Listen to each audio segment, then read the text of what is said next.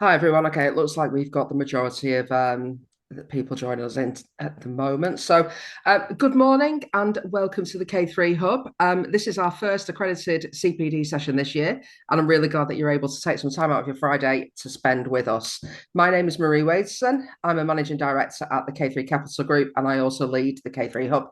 Ordinarily, at this stage, I will tell you a little bit about the K3 Hub and what we're up to at K3 Capital Group, but I do know that we've got a very full session today with lots of important information to hand over to you. So there is a slide on the screen that's going to give you a little bit more information, and I'm going to move on to some housekeeping. As usual, we are recording today's session, and the webinar, along with previous recordings, will be posted on the K3 Hub website, probably the early part of next week, should you wish to look back. Q&A function is open, so do feel free to ask questions as we go. Having spoken with our speaker this morning, preference is that you use the Q&A function rather than the chat if you have got questions to ask. That just helps us keep everything in the same place so Tony knows where to look. We are going to post a PDF of the slides into the chat shortly, and then we'll do that periodically throughout the session for anybody who arrives a little bit later on. We will be taking a couple of breaks on or around the hour because we know this is a long session and lots of information, as I've already said. We're also going to be running some polls today. They are anonymous, so please do get involved, and they are just for fun. Okay, so I'm moving on to introducing our speaker. So I'm delighted to welcome back Toni Trevett, who's spoken for us on many occasions now here at the Hub. Toni is a qualified HR practitioner, mediator, trainer, and coach. She's a fellow of the CIPD, and she also sits part-time to hear cases for the Employment Tribunal Judiciary. So in today's session, Toni will focus on the last 12 months and what's new in employment legislation, the many changes planned for 2026 and beyond, key case law of late that shapes how people and situations are managed legally, and then changes in statutory calculations. Just before I hand over to Toni, just wanted to give you the heads up on a couple of forthcoming CPD sessions for you that you might be interested in.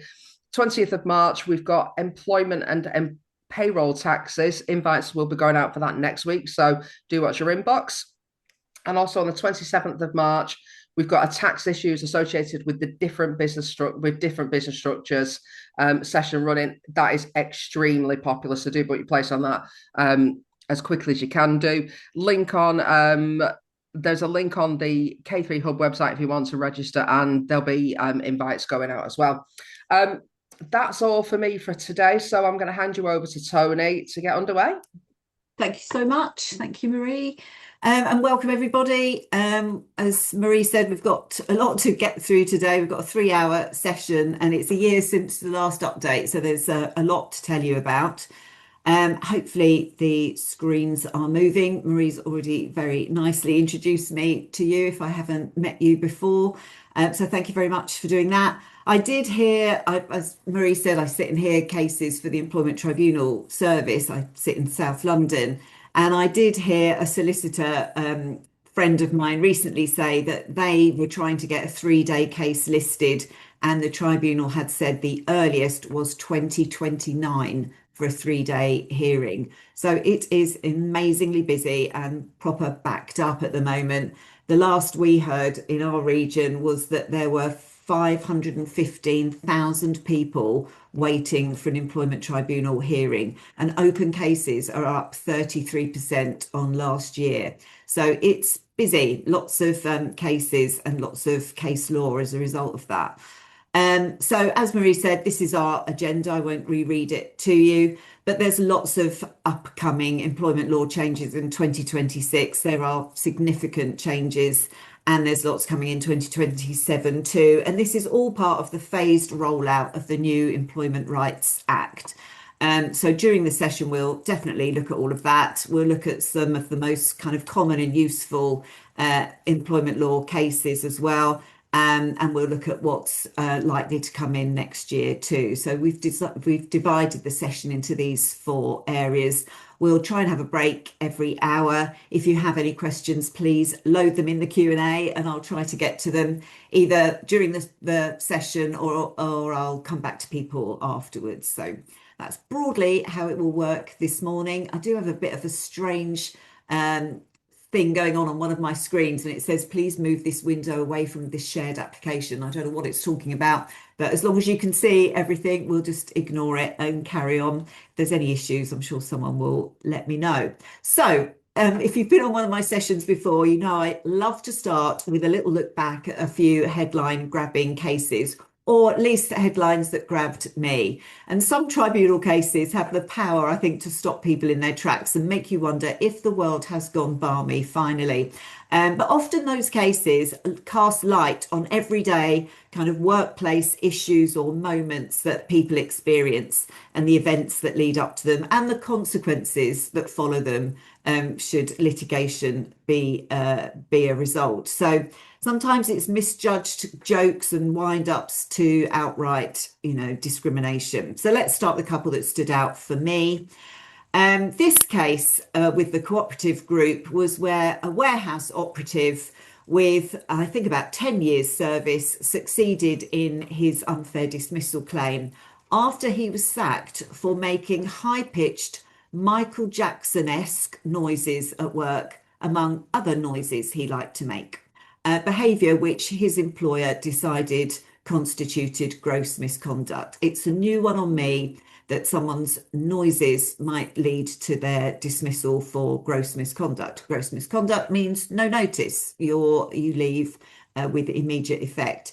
And the tribunal found in this case multiple flaws during his dismissal process, and that's why they ruled in his favour. So he won, and he was able to prove that he had been unfairly dismissed.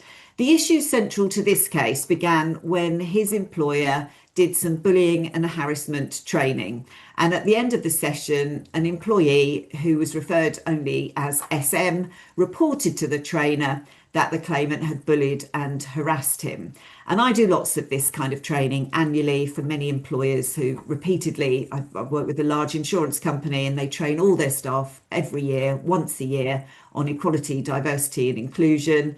And I do those sessions every year. And it's not uncommon for someone to stay on afterwards, or most of them are webinars these days, raise their hand and say, something has happened to me.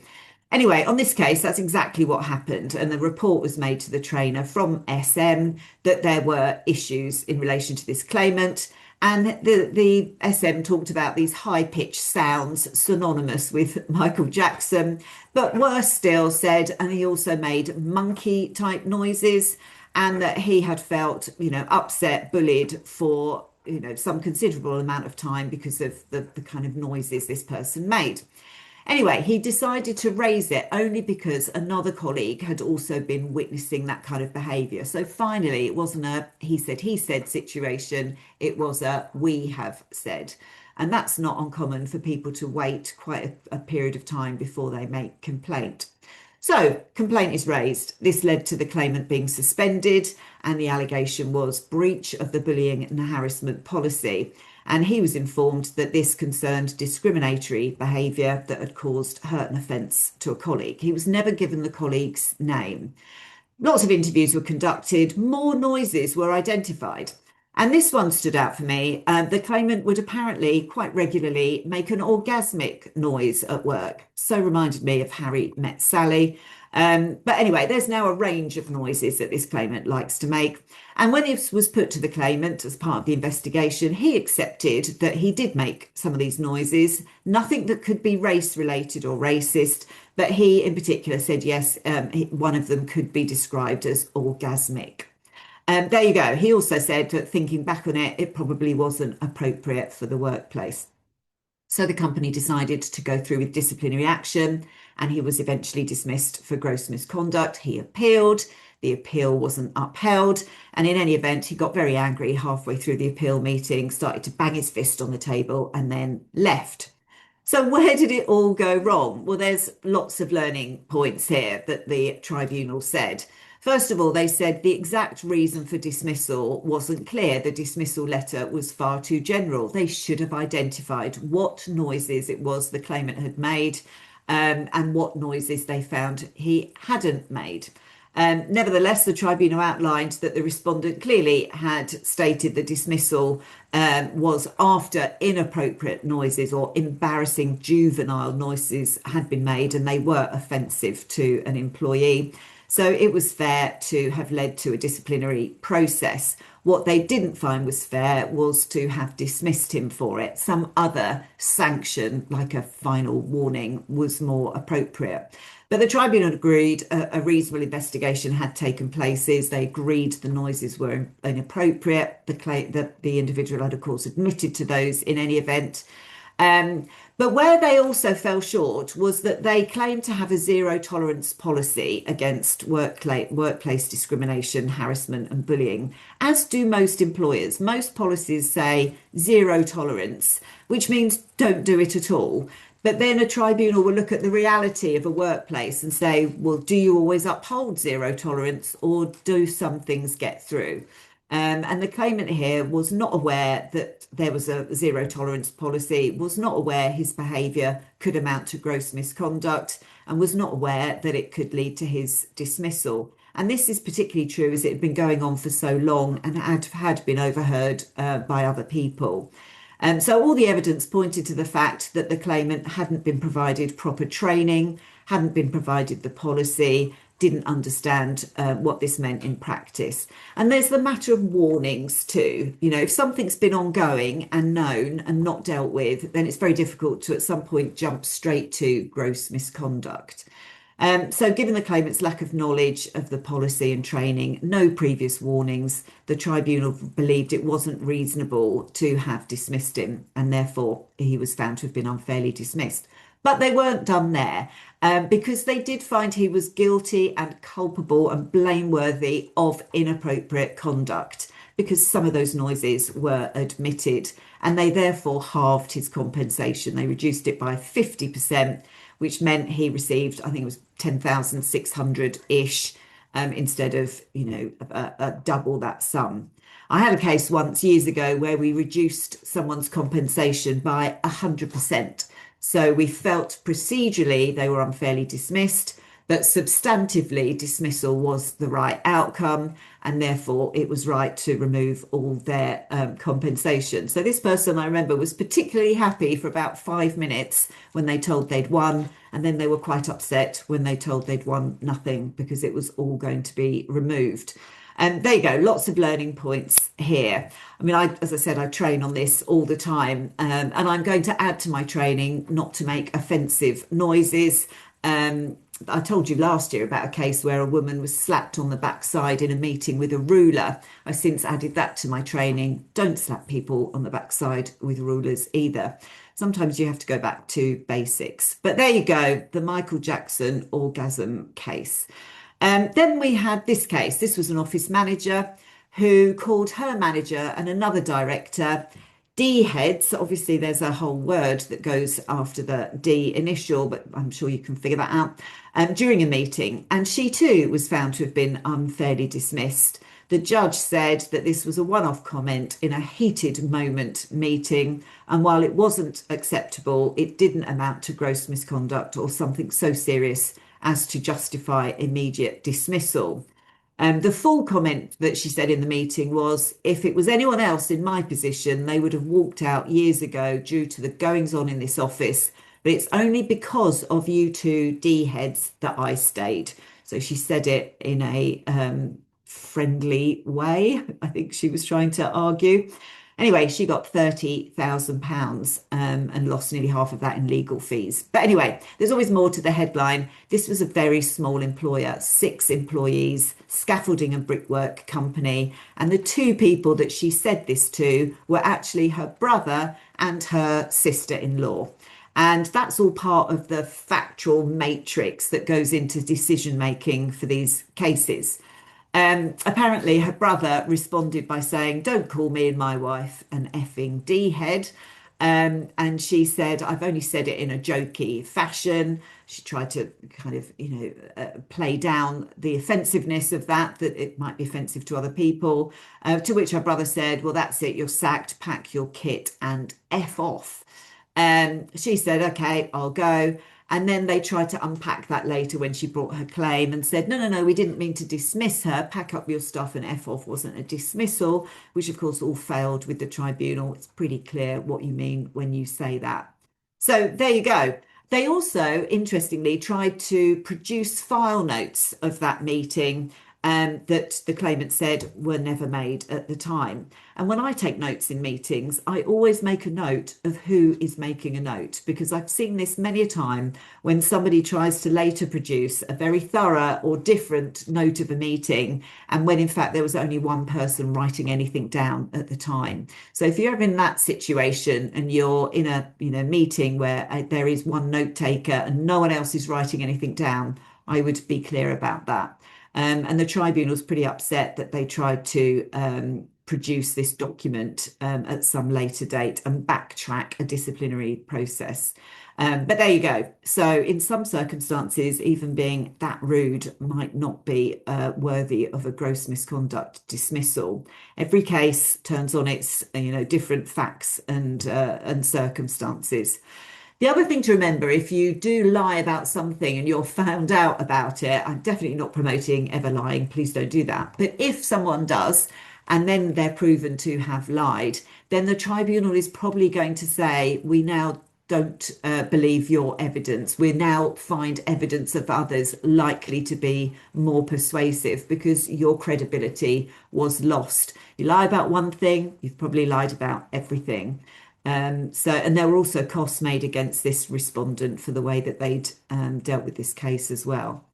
So that one caught my eye. And then this one was interesting. The actual headline for this was Dream On, IT worker fails to predict their own dismissal. And this was a case where an IT analyst was fired for harassment after telling a female colleague that he often dreamed about her. And in fact, a year before he'd even met her, she had been present in his dreams. And the tribunal had to decide whether this employee's belief that they had prophetic dreams should qualify as a protected philosophical belief under the equality legislation that we have. And they decided it did not, because actually this was just a belief in this person's own ability. This was a long-serving employee, senior computer analyst in this Workplace Computer Centre UK Limited, and he thought he could foresee the future in his dreams. He met this new colleague, Vanessa. He said, I've been dreaming about you for over a year, and then started a whole load of unsolicited messages and poems, all very romantic, very obsessive though in undertone. Told her that she'd been haunting his dreams, in fact, and that he wanted to tell her stuff, but he was afraid how she might react. And he didn't want her to think he was pestering her, and he didn't want her to report him, but he felt he needed to keep telling her how he felt. Anyway, so it went on. She feels uncomfortable, maybe unsurprisingly, reports his behaviour. Investigation follows, and the internal investigation finds that the messages were unwanted, created a hostile environment for her, and amounted to sexual harassment. He was dismissed for gross misconduct. This time, the tribunal held that his dismissal was fair. They said the employer had a genuine belief in the misconduct, followed a good process, and the dismissal fell within the range of reasonable responses. However, they rejected his argument that his belief in being a prophetic dreamer was something that should be protected as a philosophical belief, because they said this was just a belief in your own abilities. So this case really highlights and reminds us that harassment is judged very much on the effect of the recipient, not the intention of the sender, and not everything is protected as a belief. But good process, good investigation, good, reasonable outcomes are what employers need to undertake when they have these kind of issues. And then the last one I want to tell you about caught my eye. This was when a very high earning executive with ADHD was sacked after she spent the night sleeping in a sauna when she'd lost her room keys because she was too drunk at a team building event. I mean, you couldn't write this stuff. She was vice president of engineering at this employer, Gitpod, earning £220,000 a year, plus a very significant bonus. She went on this team building trip to Austria. After drinking too much one evening, everyone was drinking too much. She lost her hotel room keys, couldn't get away into her room, and so ended up sleeping in the sauna. Hopefully it wasn't on.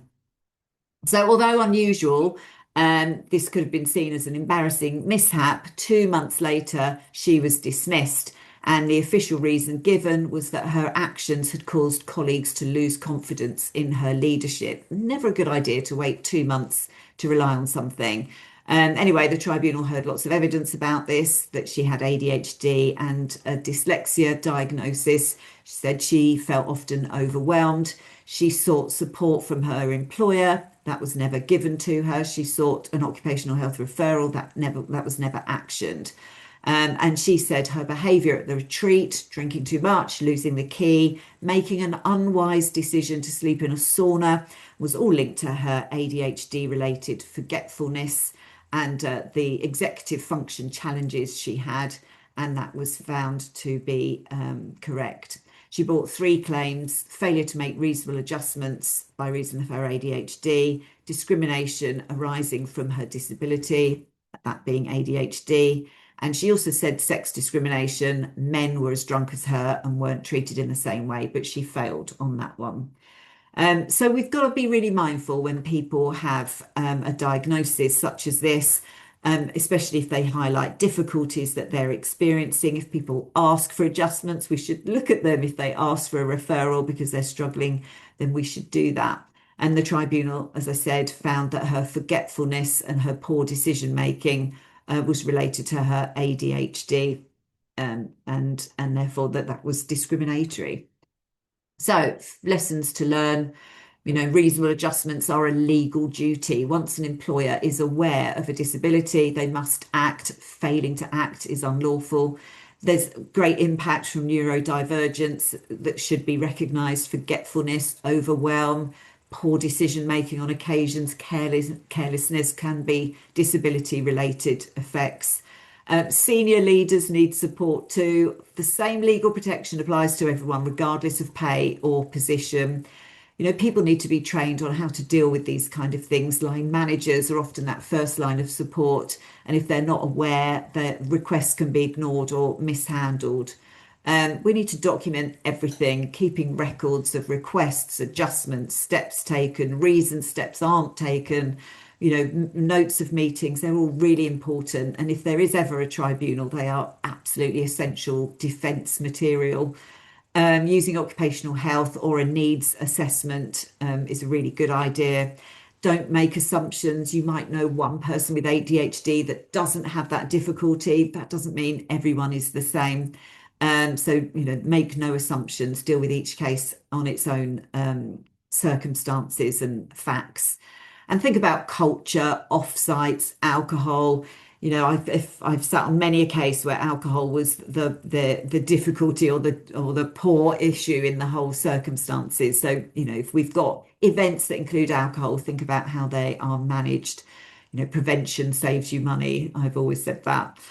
So there you go. In answer to my question, is a sauna a good place to sleep on a team building event? Turned out it might not be a poor place to sleep, or it might not be a career ending place to sleep. Anyway, let's move on to some legislation. So, as I said earlier, the passing into law of the Employment Rights Act of 2025 at the end of last year, it was the 18th of December, means that this year is a big year for employment law, and so is 2027. Lots of changes on their way, some this year, some next year. And there's a number of consultations taking place as well. I think there's about 26 different ones anticipated. Some are on 0 hours contracts, the status of workers, flexible working, collective redundancy, to name but a few. So lots on its way and lots still being consulted about. And then there's the normal April changes to be aware of, which I'll tell you about too. There's also a new equality, race and disability bill going through Parliament as well, and I'll touch on that for you too. So lots of legislation. Before we do 2026, I promised you in the agenda a very brief reminder of 2025. So let's start in January. This is where we had on the 20th of January, in fact, that an unreasonable failure to follow the fire and rehire code could increase any protective award made by up to 25%. I know I talked about this last year, but for those not on that session or unfamiliar, let me explain the fire and rehire concept very quickly. This came about, this code came about from the P&O ferry sacking of 800 workers, which you might remember a few years ago. They were given no notice and then re-offered their jobs a second later on far worse terms and conditions. I don't know if you remember that. But this brought about eventually this fire and rehire code, which was all about how to treat people reasonably in those circumstances. Because there's many reasons why an employer might wish to change terms and conditions of an employment contract. But where that change is unfavourable, nobody ever complains where it's favourable, where it's unfavourable to the employee, particularly if it relates to pay or benefits, then the employee in question might not give their consent to those proposals. And if the issue cannot be solved by consultation and or negotiation, an employer can, in some circumstances, terminate your existing contract with notice and then immediately offer you a new contract on those new terms. And this practice is what's commonly known as the fire and rehire, or terminate and re-employ. Notably, the code states that fire and rehire should not be an automatic step. It should only be used as a last resort, and that the purpose of the code is to ensure that employers take all reasonable steps to explore alternatives to dismissing and re-engaging via meaningful consultation, which has the view to reaching agreed outcomes. So I think it's all in there from that very brief summary. All reasonable steps to, ensure that the consultation and agreement is reached, if at all possible. It has to be a last resort. So what happened in January was the code said any unreasonable failure to follow the code could result in that 25% increase to the protective award. Then we saw in April all the usual annual increases, national minimum wage, family friendly rates, all those kind of things. I won't tell you what happened because I'm going to tell you what this year's looks like in a minute. We had on the 6th of April paid neonatal care leave. This was a new right, came into effect in England, Scotland and Wales. It was estimated, I think, that about 60,000 new parents would benefit. There was guidance given for employers and employees covering topics such as, how to make a leave request, how to handle one, what payroll adjustments were needed, how much statutory neonatal pay is, understanding the rights and protections available for employees who took or take neonatal care time off. And I think I've summarised it. I definitely summarised it for you last year, that essentially it's a day one right. So you don't need a minimum amount of service to have neonatal care leave and pay. It will be taken after maternity or paternity leave. A parent is entitled to 1 week's leave for every week their child spends in neonatal care, capped at a maximum of 12 weeks leave. The parent can take that leave when their child is still receiving the neonatal care or after the neonatal care. And the Act also provides employees with protection from being dismissed or some other detriment due to having taken neonatal leave. And if they've got at least 26 weeks service, they're entitled to neonatal leave pay at the statutory prescribed rate, entitled to come back to their job and all the normal protections. So I'm sure you're aware of this because it was last April, but that was the introduction of neonatal care. Then on the 1st of September last year, we saw the failure to prevent fraud offence introduced via the Economic Crime and Corporate Transparency Act.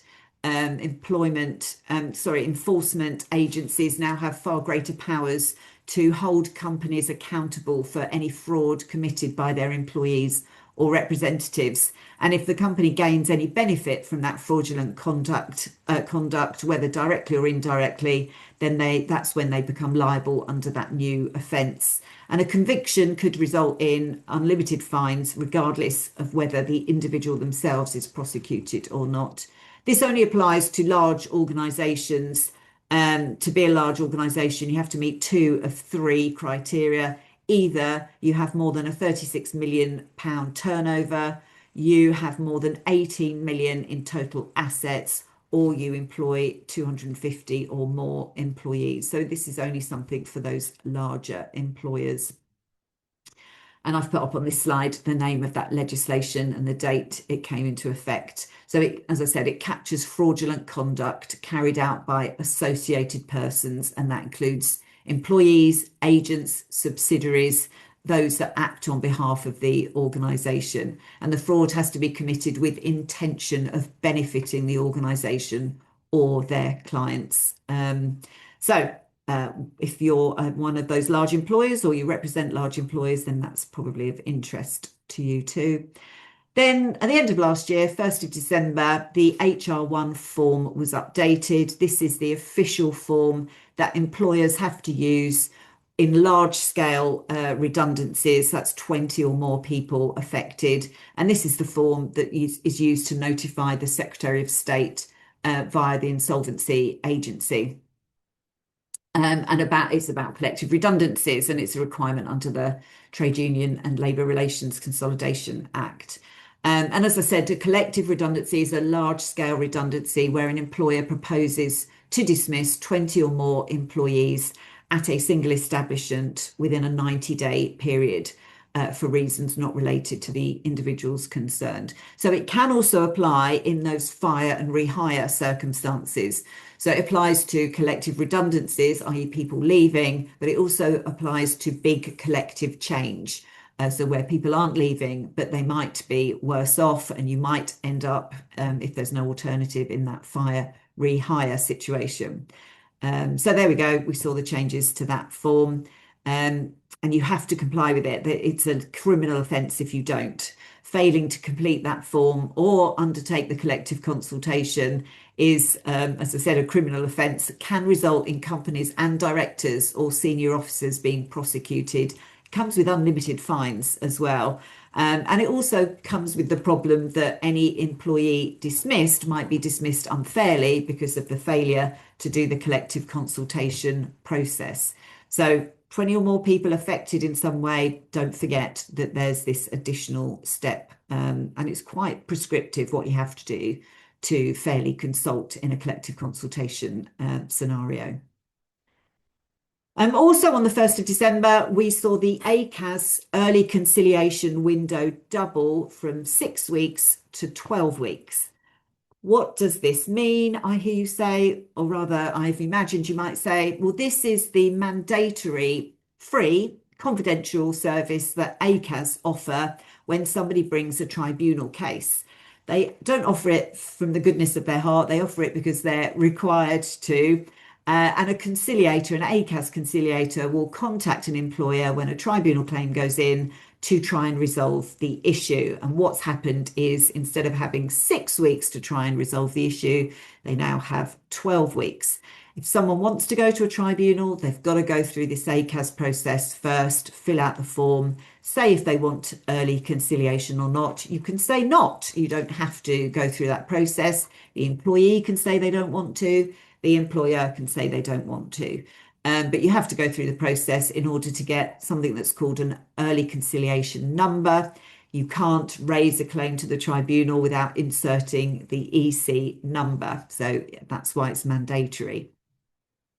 And it's worthwhile, you know, ACAS try and resolve issues. They have separate discussions with both sides, see if they can explore some solutions. The goal is to avoid the tribunal hearing, and there's 12 weeks for that to happen. It also extends timeframes. I'm going to talk about timeframes a little bit later as well, because it kind of stops the clock.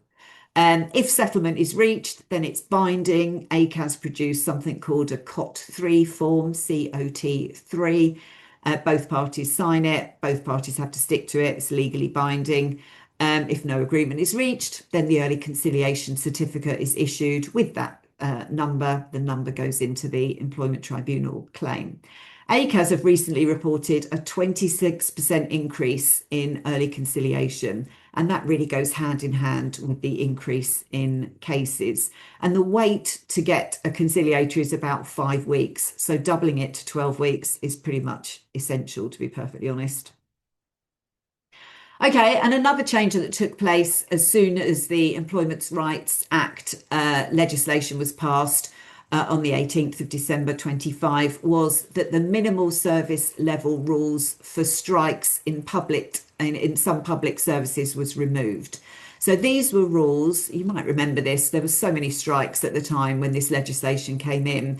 This legislation was about keeping important public services running during a strike, like healthcare, all the transport strikes, education.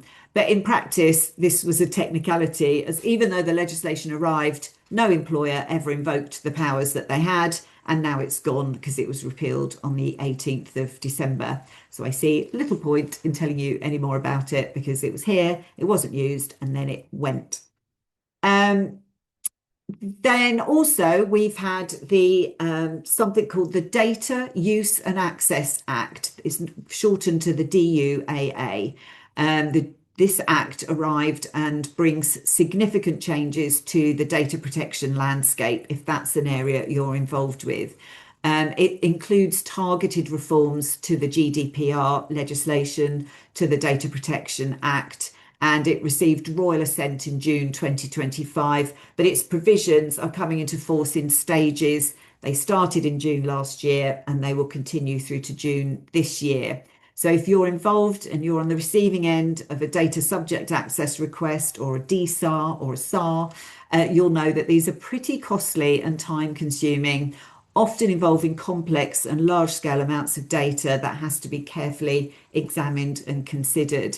It's a go-to response now when an employee is disgruntled and upset and or wants to bring an employment tribunal case or raise a grievance or is at risk of dismissal. You often find that a data subject access request is made, and it's often used for people to slow down processes. It's not an area that I work in myself, but I've tried to summarise on the next slide what the key parts of this are. Please go away and have a look at it if it's something that you are involved with. I mean, there's some good things like only reasonable and proportionate searches are required. It's a central change in that the requirement is that the business need only conduct reasonable and proportionate searches when responding to a data subject access request. Previously, the law was less clear and some organisations were compelled to undertake exhaustive and resource intensive searches. I mean, I would get legal advice if you have one of these, and it's it does involve a lot of data. It requires the second point there, requirement to introduce a complaints procedure. So you can no longer tell a dissatisfied data subject to go directly to the ICO with their complaint because you now have to have an internal complaint handling process. So, at some sort of complaints procedure. The legislation also introduces a new court procedure for DSAR disputes, which we didn't have before. So if a dispute arises, the court can require you to disclose to it relevant data for inspection. However, there's no disclosure to the data subject until the court has ruled in their favour. But anyway, it probably means take even more care when you consider a data subject access request, because there can now be a litigation threat. Fourth point there, it clarifies that information protected by legal professional privilege does not need to be disclosed. We knew that anyway, but it's been put into that legislation. So it's completely clear now. And then finally, it confirms into law that ICO guidance on timeframes has to apply. So have a look at it if it involves you or any of your clients or the people that you work with, because it's, particularly the complaints procedure is probably an important additional step. Okay, so let's move fully into 2026 now. So again, I'm going to start in January and go forwards. It seems to make sense. From the 21st of January, self-employed workers in England and Wales gained access to enhanced DBS checks for the first time. It was basic DBS checks before only, and that wasn't good enough for working with children or vulnerable adults because that's when the enhanced was required. So employers can now ask self-employed contractors like, private tutors, therapists, carers, freelance care workers to obtain an enhanced DBS check as part of the recruitment process. The amendment to the Rehabilitation of Offenders Act of 1974 means that employers can then suitably assess candidates before they are hired for regulated activities. Sorry about the rather dramatic photo. It's impossible to get a royalty-free photo that relates to the Rehabilitation of Offenders Act, but there you go. So this is very specific to those kind of areas where self-employed workers are hired in those areas where enhanced DBS checks are needed. But if that is you or you're involved in that, then take a look. Also on the 21st of January this year, the government published 5 updated fact sheets covering different aspects of this new Employment Rights Act of 2025. And I've listed them there on the slide. So they relate to preventing workplace sexual harassment, public sector outsourcing, social care negotiating bodies and fair pay agreements, trade unions and unfair dismissal. So some important new fact sheet areas that have been updated there. The fact sheets are supposed to provide, clear, accessible, an overview of the reforms introduced by the new legislation. If you're involved in those areas, definitely go and have a read. Each one sets out what's changing, how the new legislation differs from the old legal framework that we had. It says when the changes are expected to come into play and whether further consultation is planned. In some areas, notably workplace sexual harassment and unfair dismissal, the fact sheets also include some headline statistics and responses to commonly asked questions as well. So a lot of what I'll talk about today is covered off in those fact sheets too. But if you want somewhere to go and have a look, that's a good place to start. So a poll for you now.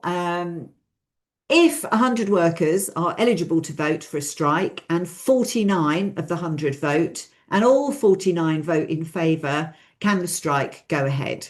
So what do you think? Some of you may be involved in unionised environments and some of you may not. If not, give it a guess.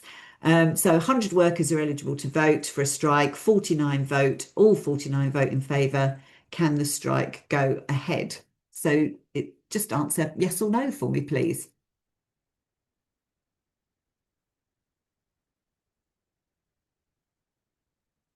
I think once we've got enough or most people, then we'll put up the answer for you.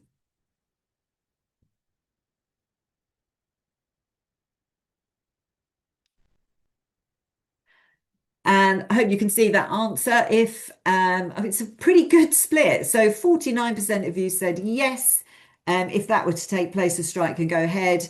And 51% slightly over said no, it wouldn't.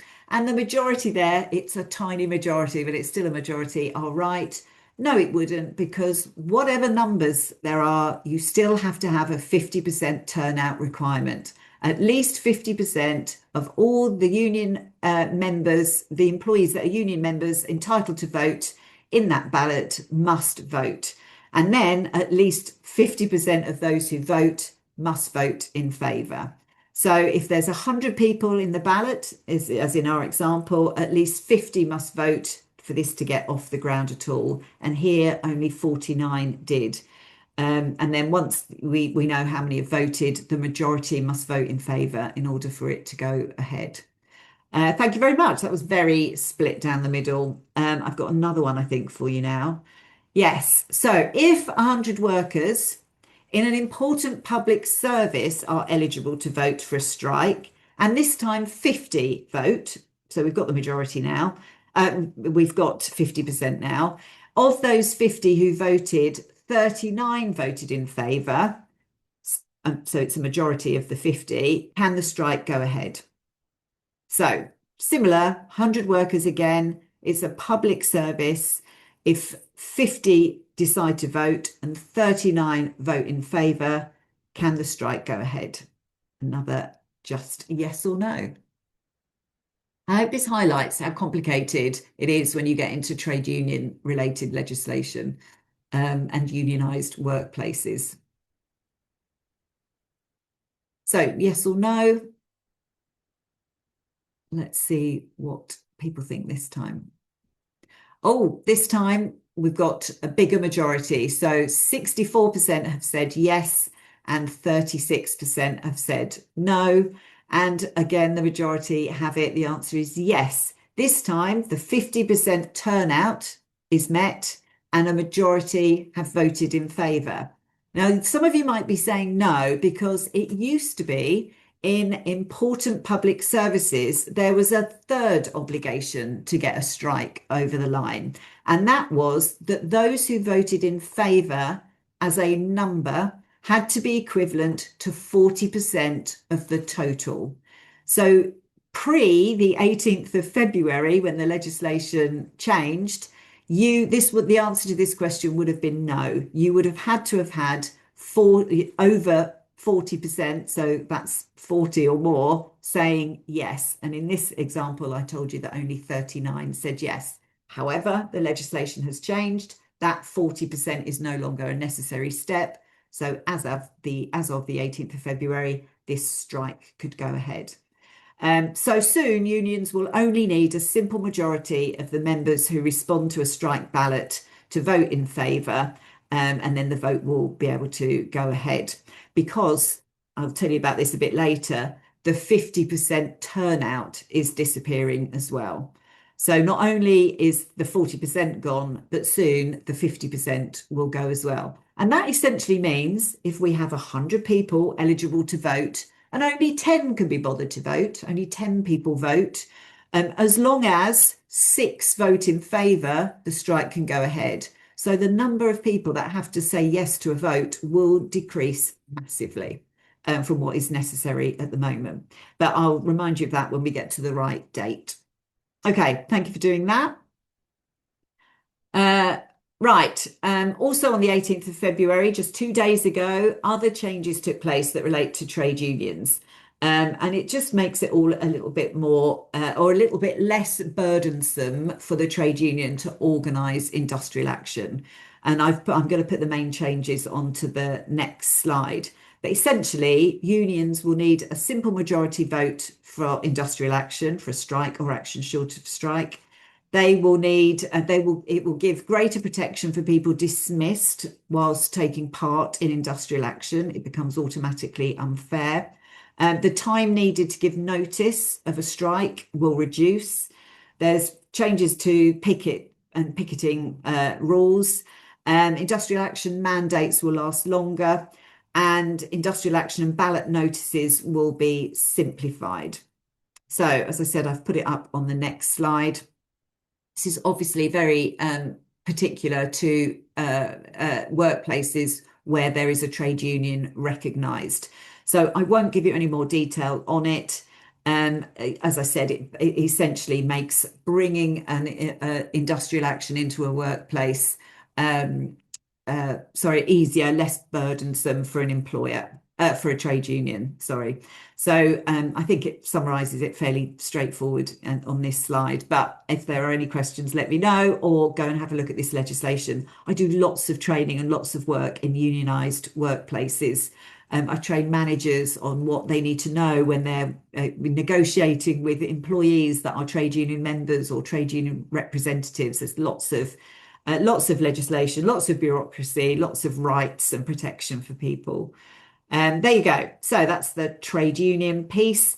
Lastly, there's been updates to the codes of practice on picketing and industrial action ballots and notice to employers, as you would expect, because the legislation's changed. So those codes of practice have altered as well. Okay, then we are at the 6th of April. So this is 6th of April 2026, yet to come, and there's quite a lot of change envisaged. So we have enhanced whistleblowing protection on sexual harassment This means sexual harassment will be a qualifying disclosure under the whistleblowing legislation. I'm going to expand on that in a little while. And so that's the first thing that will change. The second thing is there are changes to statutory sick pay. SSP will be payable from the first day of sickness absence instead of the fourth day. So the concept of waiting days will go, and the lower earnings limit for eligibility will also be removed. Essentially, more people will be eligible for SSP, and employees earning below that lower earnings limit will also be eligible, and it's payable at the lower of the weekly rate or 80% of their average weekly earnings. And there's changes to SSP, and I'll give you those shortly. We've also got, not on the 6th of April, actually on the 7th of April, the introduction of the Fair Work Agency. This will be established to bring together existing enforcement bodies into one agency, and they will be granted quite considerable powers, actually. The Fair Work Agency will be able to investigate and take action against businesses that don't comply with some aspects of employment law. So they will probably take on the enforcement of rights such as holiday pay and SSP that we've just been talking about. They can also bring a tribunal claim for a worker, even if that person doesn't want to do it themselves. So they will have quite a lot of rights, the agency. Then paternity leave will become a day one right. What this means is someone will be able to give notice of paternity leave from the first day of employment. At the moment, they have to work for their employer for 26 weeks before they have the right to have paternity leave. That becomes a day one right in April. And the Act also removes the requirement for paternity leave to be taken before shared parental leave, which should give employees more flexibility on what type of leave to take. And unpaid parental leave will become a day one right too. Again, at the moment, for unpaid parental leave, you have to have 26 weeks service. You won't when the legislation changes. So it allows someone to give notice of paternity leave and unpaid parental leave from day one of their employment. And then finally, two other things. Employees will need to create action plans around the menopause. And it will be voluntary to start with. Not all employers, some employers. Again, I'll tell you more about that shortly. It will be voluntary to start with, and then it will be mandatory in 2027. So menopause action plans on their way for some. And then, as I've already said, there's more changes to trade union legislation, simpler recognition process, and changes with collective redundancy protection as well. So I'll come on to some of those. The first one I mentioned was the enhanced whistleblowing protection on sexual harassment. So from the 6th of April, workers and employees who report sexual harassment at work can benefit from protection under whistleblowing legislation. I don't know where I got this couple from. I do love them so much. It's so age and disability friendly, and they look like older workers. And she doesn't have enough fingers, and he has one too many, which I've only noticed about a year ago. But anyway, enhanced whistleblowing protection for sexual harassment. Key changes are that the law will make it clear that workers who blow the whistle on sexual harassment at work can benefit from whistleblowing protections against detriment and dismissal for blowing that whistle. Previously, a worker would have to claim that their whistleblowing disclosure was about sexual harassment under one of the other categories of wrongdoing. So it was difficult. You'd have to say, well, it was a danger to health and safety, for example. This change makes it much clearer. So what you need to do if you're involved in policy, you need to have a look at your whistleblowing policy, review and update it, maybe brief managers on the updated protection. People don't spot whistleblowing unless it's very, very obvious. I see so often whistleblowing issues are just not recognised. For those of you who aren't familiar, I've got a very speedy summary of whistleblowing for you. Whistleblowing is the action someone takes to report wrongdoing at work that affects others. So it's a public interest disclosure legislation. So it's wrongdoings at work that affect others. And legally, that's known as making a disclosure in the public interest. And people call it whistleblowing. People, not self-employed people, not NEDs, not volunteers, but people who are employees or workers are protected if they make a qualifying disclosure. And protection starts from the very beginning of employment, and it still lasts even if someone's no longer employed by the employer they make the disclosure about. And there used to be 6 specific categories of wrongdoing. We now know that's being extended. And the 6 current ones are a criminal offence, a failure to comply with a legal obligation, a miscarriage of justice, health and safety risks, environmental damage, or the attempt to cover up any of the above. And if someone were to raise a concern, blow the whistle for any of those reasons, the protection they're given is against being unfairly dismissed and against any detriment, i.e. being worse off after you blew the whistle than you were before. So you've been, bullied, you've been overlooked for promotion, you've had your work changed, you've had, your negative responses from your employer to a reference, for example. So they're the kind of detriment people look at. So to be able to have the protection the whistleblowing legislation gives, you have to make a qualifying disclosure, you have to follow the correct disclosure procedure, and then there has to follow a dismissal or some other detriment because you made that disclosure. Okay. And unlike standard unfair dismissal claims, whistleblowers aren't subject to the statutory cap on compensation. So if you can show you were dismissed because of the issue you raised, then it's automatically unfair and there's the potential of unlimited compensation. Whereas with normal unfair dismissal claims, there is the cap, which you'll be familiar with. Okay. It's a very complex area. There's a whole concept called interim relief that I'm not going to go into, but if people raise complaints that are whistleblowing issues, again, if you're not familiar enough, get some advice because they are complex areas and they do give rise to big protection for people. And whilst talking about sexual harassment, on the 21st of August last year, Lidl GB entered a legally binding agreement with the EHRC, the Equality and Human Rights Commission, and their agreement was that Lidl committed to make lots of changes to provide a better workplace and more protection for workers from sexual harassment. So this is an unusual step. We saw McDonald's have to do it, and now we've seen Lidl do it. So the agreement states that there is a high risk of sexual harassment in that workplace, and therefore Lidl has to do lots of things. The first thing is they have to run a staff survey to assess the level of the problem. They have to develop a system to monitor and analyse formal and informal complaints. They have to identify and have a plan for the risks that have been identified. They have to monitor the effectiveness of how complaints are handled. They were required to review a sample of sexual harassment complaints to look for any trends. They have to meet with existing DE&I groups, diversity, equality and inclusion groups, to discuss those findings and those risks. And they have to review their internal harassment policies and training.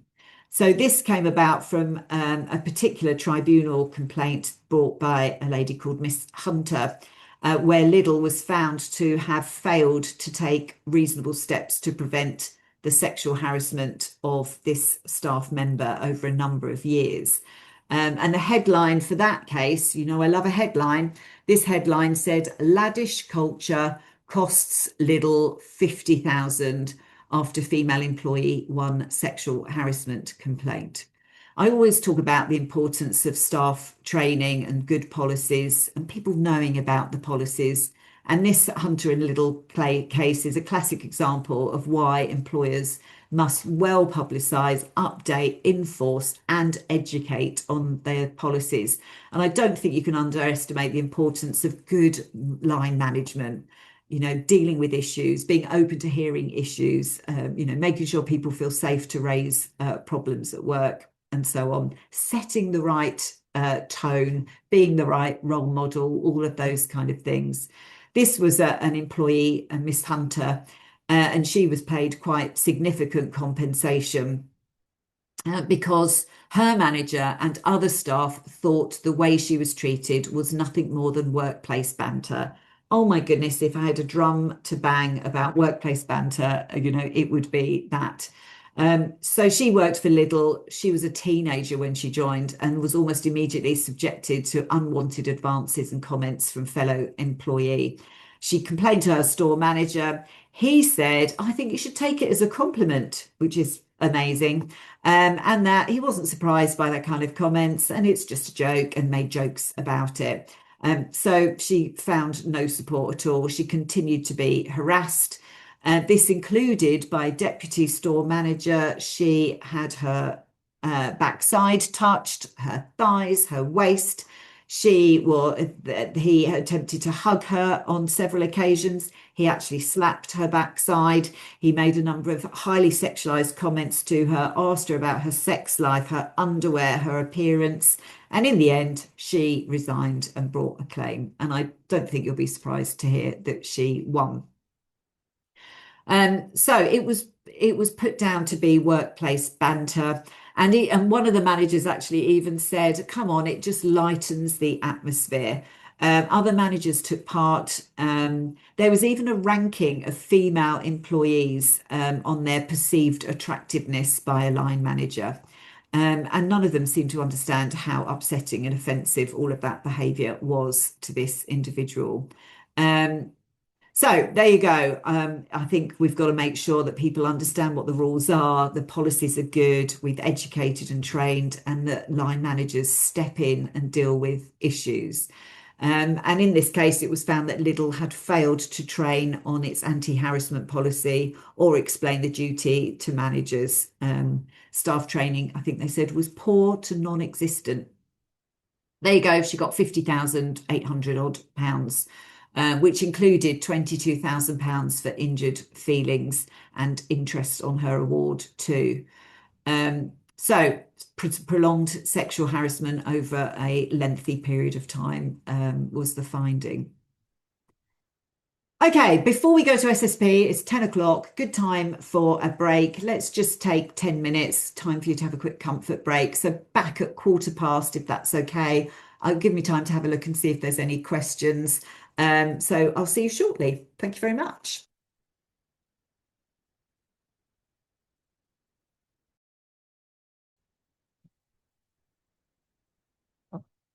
Welcome back, everybody. Hopefully you can hear me okay. I've seen that somebody very kindly has referred me to Unsplash for some royalty-free photos. I haven't come across Unsplash before, so I will definitely go and have a look. Thank you very much for that.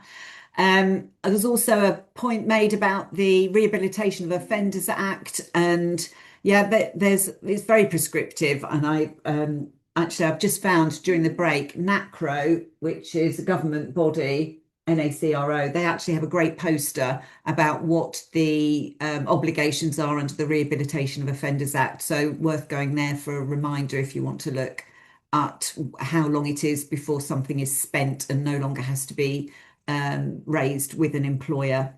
And then I've got a question to answer. So thank you for this question. It says, an employee goes on sick leave. Employee goes on the sick leave and receives SSP for the maximum period of 28 weeks. The employee stays off work and supplies sick notes.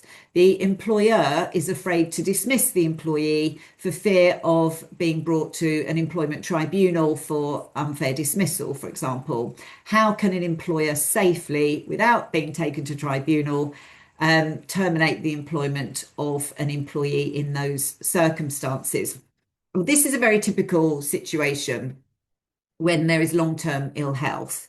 So exhausting the SSP entitlement means that they go on to unpaid leave unless there's contractual sick pay that goes over and above 28 weeks. But let's assume not, and they're now on unpaid.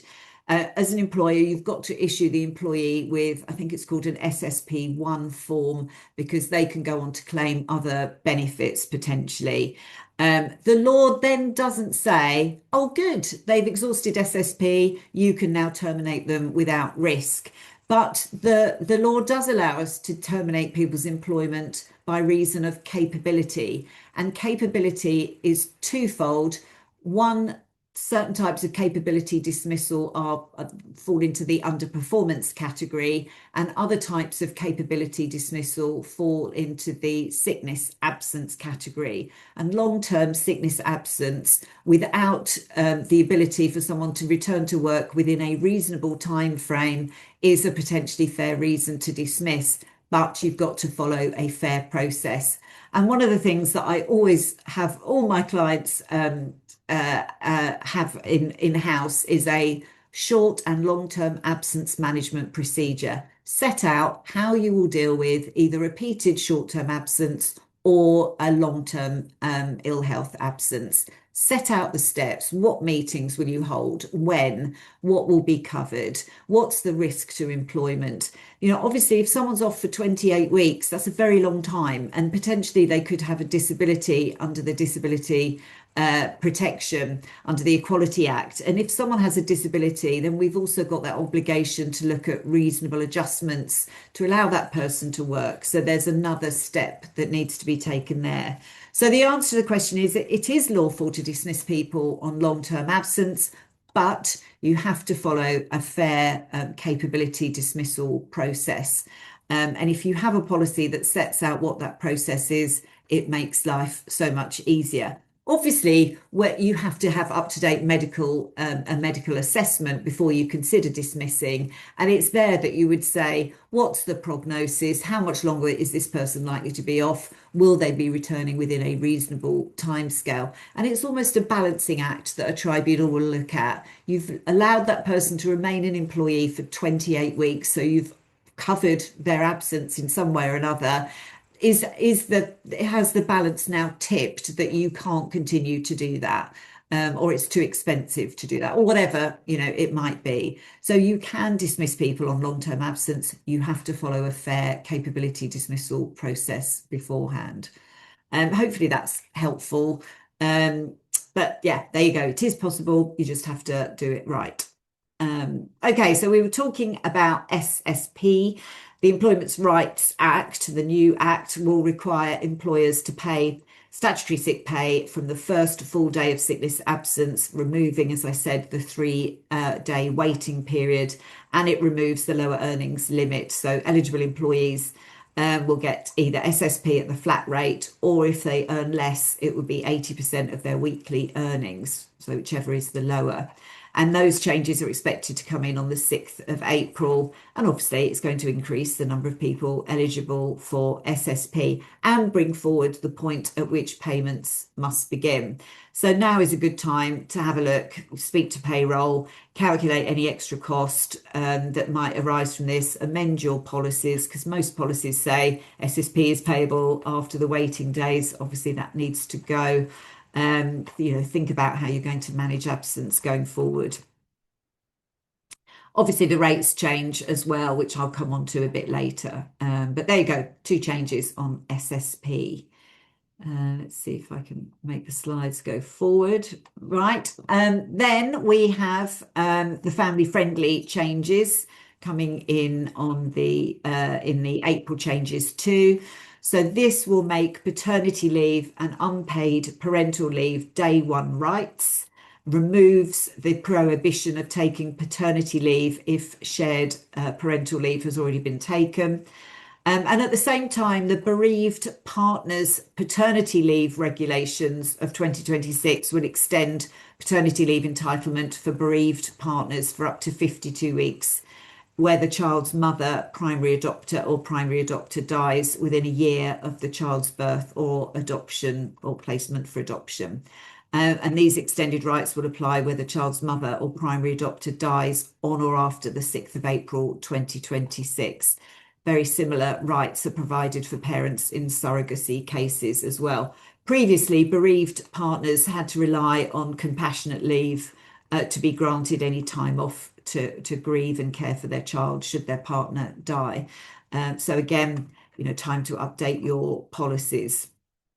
Obviously, the bereaved partner paternity leave policy is likely to, well, hopefully as well, likely to be only relevant to a very small number of employees, but it exists, and if you have thorough policies, you'll need to make that change as well. And what I've done, I'm not going to read you this slide. It's really there for me to summarise so you can read it at your leisure. It just details what I've summarised to you and the transitional rules that come into effect as well. So I've put that over a few slides. This is more on that Paternity Leave Bereavement Act. And yeah, I've summarised it over those 3 slides. So if you've got policies that are relevant to this and you need to update them, please do. gov.uk has loads of great information if you're looking for ways to summarise it easily, or the ACAS website as well is very good. Okay, I also mentioned as part of the suite of April changes that we've got this menopause action plan coming in for some too. So from April 2026, employers with 250 or more employees will be encouraged to voluntarily publish an annual menopause action plan. And then from April 2027, it will become mandatory. And also menopause guidance will come into effect in April 2026 too. And I don't know if you remember, or you may not have been on the session, but a few years ago, there was a real push to have the menopause added as the 10th protected characteristic in the Equality Act. So we know what the others are, things like race, sex, disability, sexual orientation, the disability. There's 9 of them, and there was a push to have the menopause added as the 10th, and the government rejected that because there's so many successful cases for people who have been less favourably treated by reason of the menopause that have been brought under either age as the protected characteristic, disability as a protected characteristic, or sex as the protected characteristic. So it was turned down. No need for a separate menopause protected characteristic. But there you go. So these are action plans. And I'm sure if your employer or if you're involved in this in any way will know that there is a significant impact on many women's physical and mental well-being during the menopause. There's been many reports on this. Have a look at the Fawcett report in 2022 if you're interested. I know I've told you about various cases and in the tribunal over the years. And this is all about having a structured plan in place to provide appropriate levels of support, address challenges proactively, make those kind of adjustments to assist employees. All about employee retention and reducing absenteeism and positive work environment. And I've just put on this slide the kind of things that you might want to think about or look at. Awareness and education, regular training sessions is really important, I think. Providing accessible resources.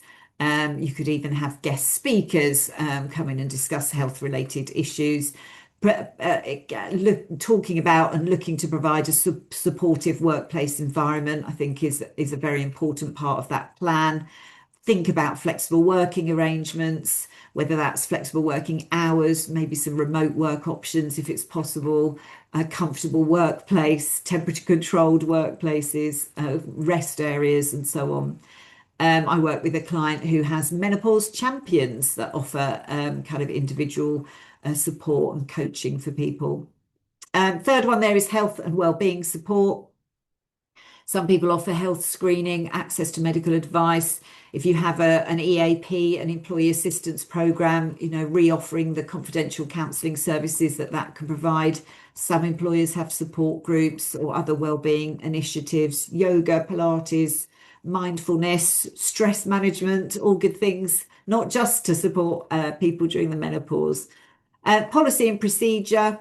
Having a clear menopause policy to go with your action plan is obviously going to be important, or you review existing policies to see whether they are menopause friendly, shall we say.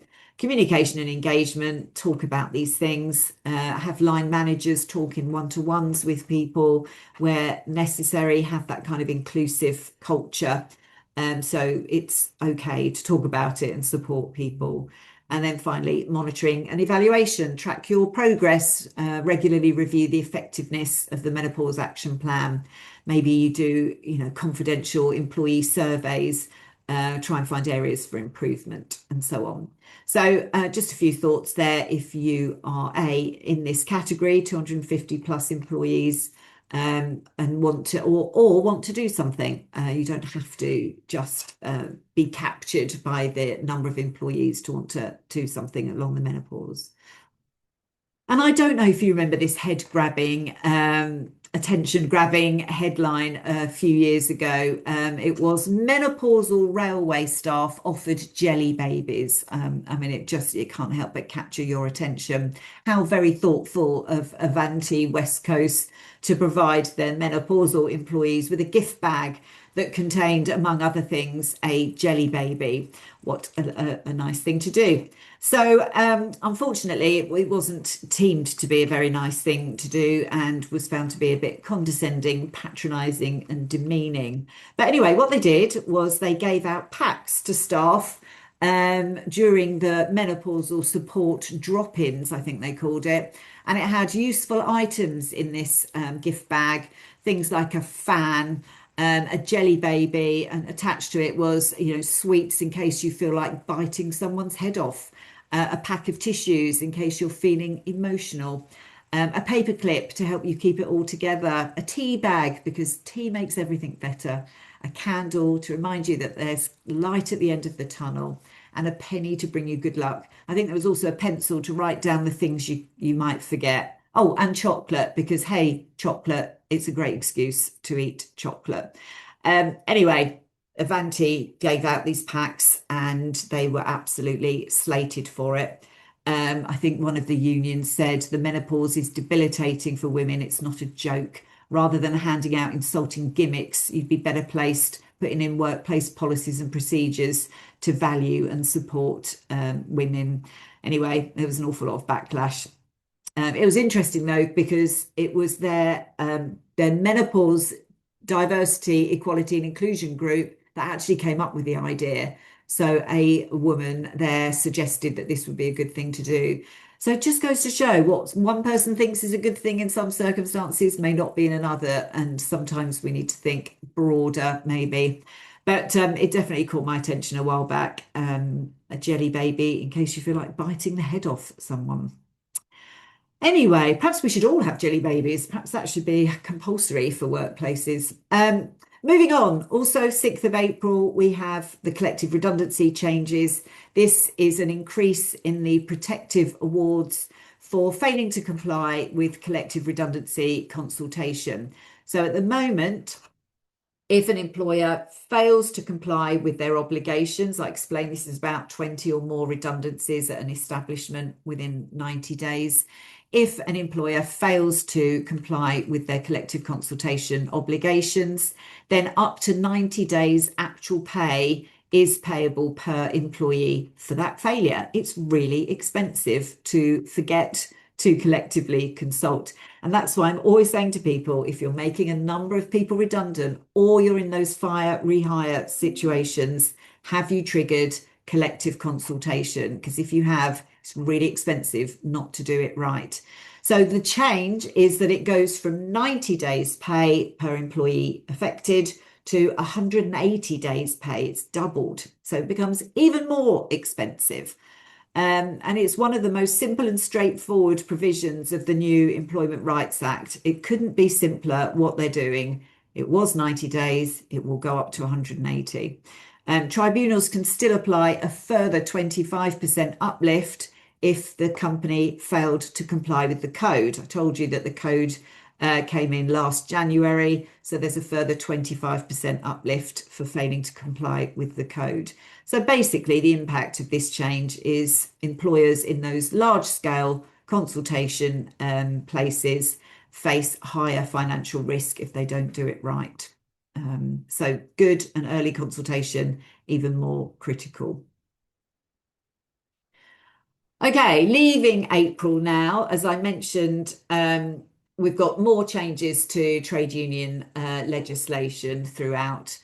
And um, one of the ones that's coming in, sorry, is the introduction of e-balloting and workplace balloting for statutory ballots, and that comes in August 2026. And at that point, the 50% turnout obligation will be removed. So you won't have to have half the number of people eligible to vote have to vote before industrial action can take place. If three people vote and two vote in favour out of 1,000 people, that's still enough to allow a strike to go ahead when this change comes in. So that's happening in August, e-balloting and the 50% turnout obligation being removed. Then in October, according to the UK government's Employment Rights Act roadmap, and there's been some changes to this in the last few weeks, so I've updated the slides accordingly. But there has been some shifting in when things are coming in. So have a look at the Government Employment Rights Act roadmap periodically if you're involved in bringing this legislation into your workplace, because sometimes dates shift, and something that was coming in 2026 might now be coming in 2027. Anyway, this is as it stands currently, and these are four of the most important changes predicted for October this year, some of which will require secondary legislation to bring them into force. So we've got increasing rights for trade unions, and this is all about, when we get to October, access. That includes physical and digital access for unions into workplaces. It also introduces an obligation for employers to tell their employees that they have the right to join a trade union. They don't currently have to tell them they have that right now, but it introduces the right to tell people that they can join a trade union. It brings in new rights and protections for trade union equality reps, who will, for the first time, have a recognised right to time off, access to facilities, and so on. At the moment, there's different kinds of trade union reps. There's your sort of standard rep. There are training reps. There are pension reps, health and safety reps, and there's also equality reps as well. So extension there. Then secondly, employers will be required to take all reasonable steps to prevent sexual harassment of their employees. At the moment, the obligation is to take reasonable steps. So the difference is the word all. So a higher burden potentially. Secondly, there will be an obligation brought in for employers to prevent third-party harassment. Again, the obligation is to take all reasonable steps to prevent third-party harassment. That's harassment from members of the public, clients, customers, suppliers. Currently, there's no standalone employer liability for workplace harassment by a third party at all. It just doesn't exist. So that's an introduction. Unhelpfully, though, regulations to assist businesses on what this entails is not expected until 2027, even though the change is October 2026. But there you go. I think we need to look at carrying out assessments, publishing and updating policies, training and education, how you're going to report and handle complaints. If you look back at the menopause action plan suggestions, something similar is probably a good idea. When it comes to harassment, telling people what the policy is, upholding the policy, and training and educating people are key steps that need to be taken. So my third bullet point there is that there are changes to the employment tribunal limits coming in October. This will affect most types of claims to the employment tribunal. I'm going to expand on this one in a second. The government timetable actually says that this change will not come into effect before October 2026. So I guess that might mean it could be after October 2026. So not before. And we also see continued consultations associated with changes from the Employment Rights Bill. And then lastly, tightening tipping law. So it will become mandatory for employers when developing their tip policies to consult with workers at that place of business, and for employers to be required to review their tip policies at least once every 3 years. So there's four of probably the most important changes predicted for October. We'll dig into these a little bit deeper. So here's another poll for you. If I were dismissed on Friday, the 17th of October 2025, on or before what date must my claim reach the Employment Tribunal? So if you were dismissed on the 17th of October, how long have you got essentially for your claim to reach the Employment Tribunal? So I've given you 5 options. Have you got 1 month? Have you got 3 months? Would it have to be there by Friday, the 16th of January, the 17th being a Saturday? Do you get 6 months or do you get a year? So which one of those do you think it currently is?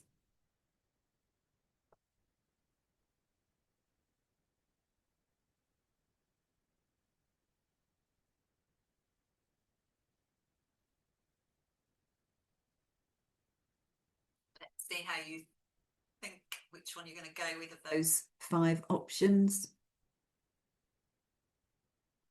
Okay, I can see this. I don't know whether you can. So nobody thought 1 month. 39% thought 3 months. 38% thought 16th of Jan. 18% thought you had 6 months and 5% thought you had a year. So we've got no one for the first one, but we've got a number over the rest. Obviously, 3 months and the 16th of January are by far where the most of you voted. And C is the right answer. The reason it's not 3 months is because the legislation says it must be received within. So it is 3 months minus a day. If I'd have put 1 month or 3 months minus a day, then that would have been correct. B or C would have been correct, but 3 months would be 1 day too late. So C is the right answer, but it's got nothing to do with the weekend point because you can put your claim in on a weekend. If you experience discrimination on a specific date, because you don't have to leave your employment to bring a discrimination claim, then the 3-month period usually starts from the date you experience that act of discrimination. Some exceptions exist when there's ongoing discrimination, and then you add the time period together. So this is the last of a series of acts, for example, if there's ongoing discrimination over a period of time.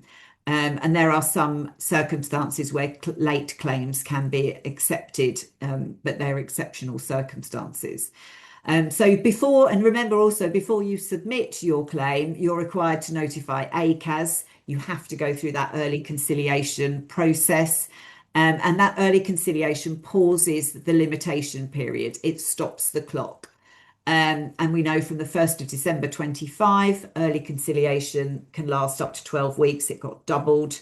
And you will always have at least 1 month after receiving your early conciliation certificate and number to then get your claim into the tribunal.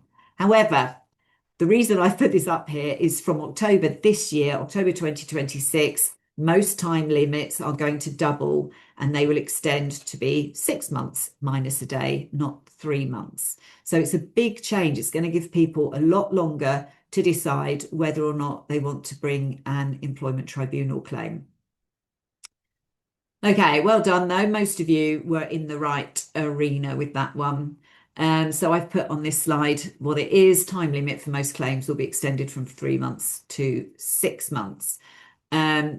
And this includes your unfair dismissal claims, your discrimination claims, your deduction from wages claims. There are a few exceptions.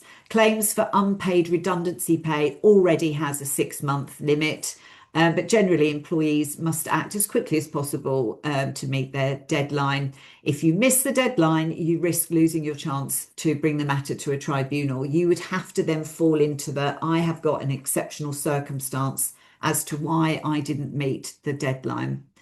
So basically, people will have more time to gather evidence, seek advice, make a decision whether they want to go to a tribunal claim or not. Okay, Moving on, we also have some of these things to think about, aside from the changes brought about by the Employment Rights Act. There's further developments to watch out for. There's a consultation on employee status. The government has committed to reviewing the current three-tier framework we have in the UK. I know I've talked about this in the past, but we have employees, easy to spot, have a contract of employment. We then have workers. These are people providing individual service to an employer, but they're not an employee. And then we have the genuinely self-employed. And there's been a suggestion by the government of moving towards a two-tier framework. So essentially removing the distinction between an employee and a worker. So we'll either have option A or option B, self-employed. And then we've got the Equality, Race and Disability Bill. It's anticipated that this draft bill will be introduced later this year, covering matters such as reporting, equal pay and dual discrimination. I'll tell you a little bit more about that on a later slide. Tighter restrictions on non-compete clauses in employment contracts. This has been mooted and hovering around for some time now. The government published a working paper on reform in this area back in November 2025. And there's been suggestions that clauses could be subjected to a maximum restricted period of 3 months and other options. And I'll go through what those options are in a second. And then there are further government consultations expected on areas such as AI in the workplace and reforms to TUPE. TUPE is the Transfer of Undertakings Protection of Employment Regulations. And if whistleblowing can be complicated, TUPE can be far more complicated. For the AI, the government has said that it's seeking to put in place rights and protections which reflect, technological change and safeguard against discrimination. So we have to watch out for those too. Obviously, next year, if something comes of those, I'll tell you more. So on the working paper, inviting options on reforming non-compete clauses, these are the restricted covenants about what you can do when your employment ends.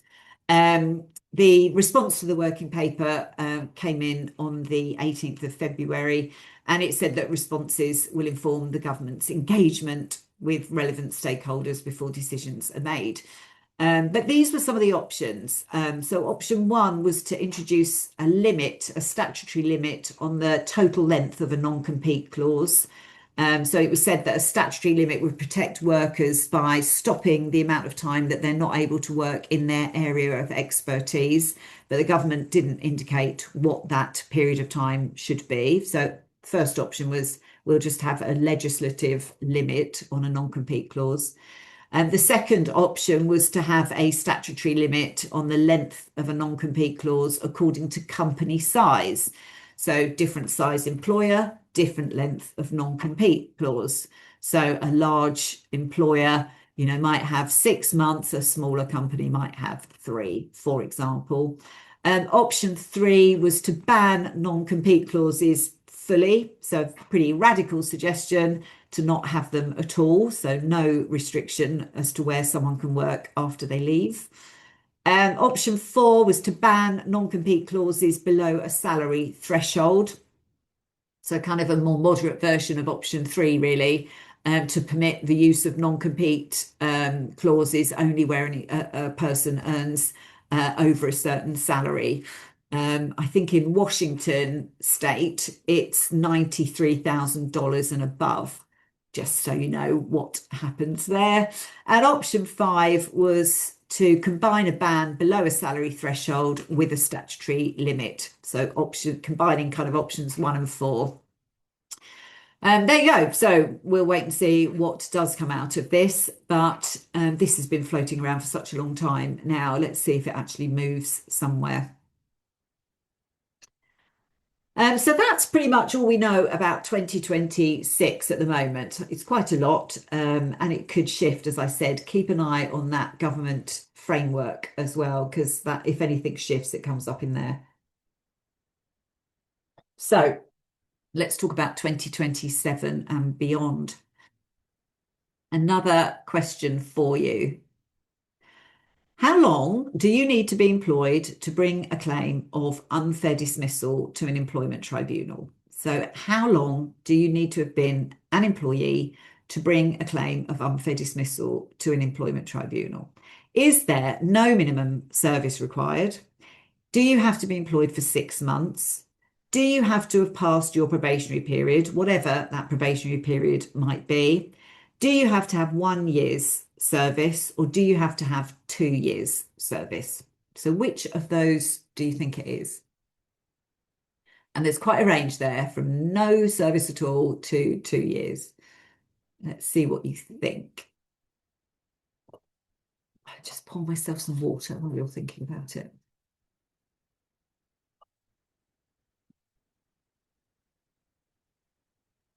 I'm hopeful that you'll know this one.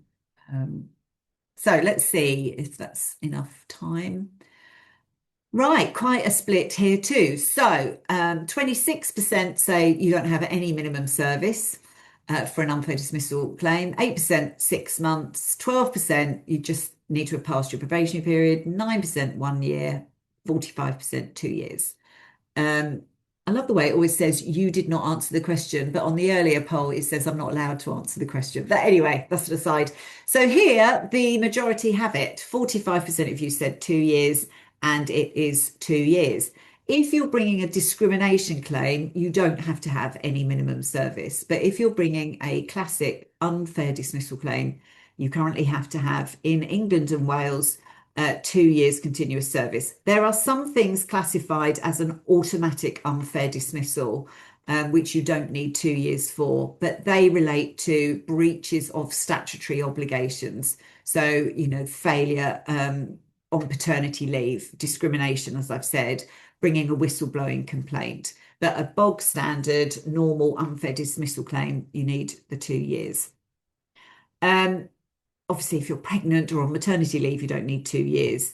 If you bring a complaint about health and safety, you don't need 2 years. And they're all called the automatic unfair dismissal issues. Okay, going forward. This is for my interest. If you have contractual probationary periods, so whether you have one yourself or the workplace where you're employed or clients that you work for have probationary periods, how long are they? So I'm just interested in what most people are doing. We don't have any probationary periods. We have a 3-month probationary period, 6 months, or 1 year. So this is the legislation about probationary period. Well, A, there is no legislation about probationary periods, and B, therefore nothing is changing about probationary periods. It's just a contractual issue. So I probably should have had other in case you don't fall into those 4 categories. But anyway, out of those 4 categories, where do we see them? Let's see what the answers are. Oh, so everybody at least has some sort of probationary period, and it seems to be between the 3 and 6 months. So 51% said 3 months, 49% said 6 months. That's probably what I would have expected, between 3 and 6 months. Good, that's interesting. Thank you.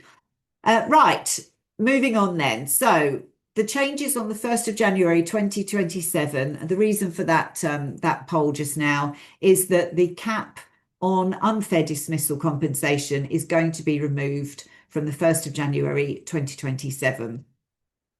And there will be a 6-month unfair dismissal qualifying period from the 1st of January 2027 instead of 2 years. So 2 really big, impactful changes on their way in under a year's time. So the government's original proposal, I don't know if you've followed, if anyone has followed this legislation, the original proposal was to bring in day one rights for unfair dismissal. So meaning that an employee could complain to the tribunal about being unfairly dismissed on day 2 of their employment, for example. There's been a considerable period of, I'm calling it parliamentary ping pong, particularly towards the end of last year. And then the government quietly dropped a little bombshell by adding to their unfair dismissal fact sheet that this is the change that's going to take place. So the cap on unfair dismissal compensation will go. Currently, the cap is either a year's gross pay or £118,000, whichever is the lower. So the cap at the moment is either a year's gross pay or £118,000. That goes entirely. So similar to discrimination claims, it will become unlimited.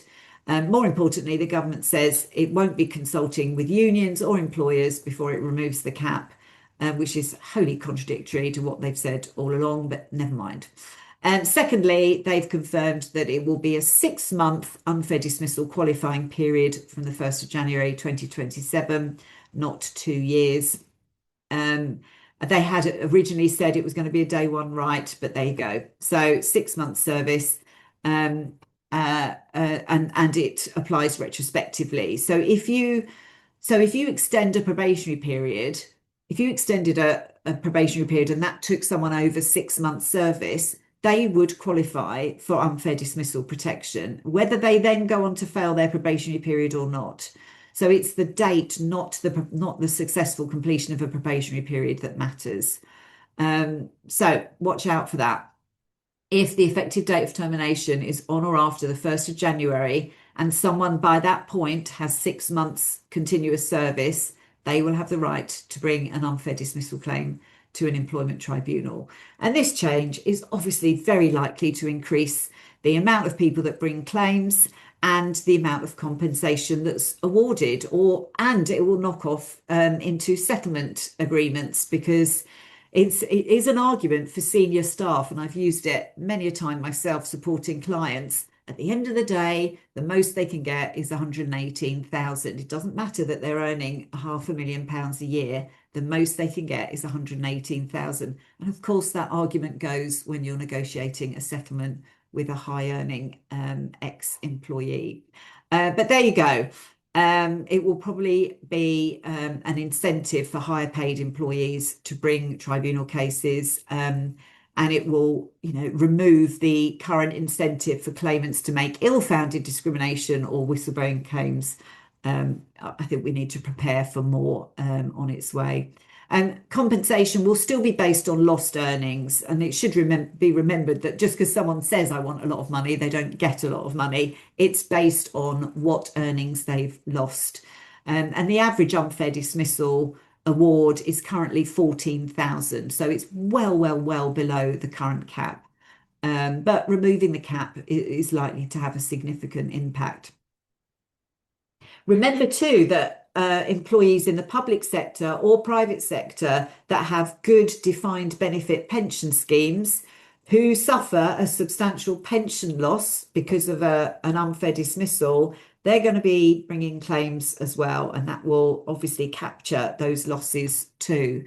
Dismissals will be more complex, potentially more expensive, I think, for employers. And those high earners, as I've said, will now have more motivation and incentive to pursue an unfair dismissal claim if there's a lot of lost salary and lost bonuses, remember, as well.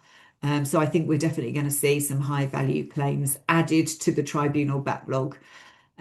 Also, employees who think they will suffer career-long loss as a result of dismissal, there's an incentive to bring a claim too. So there we go. We can't really predict the impact of this, but I think it goes without saying there will be an impact.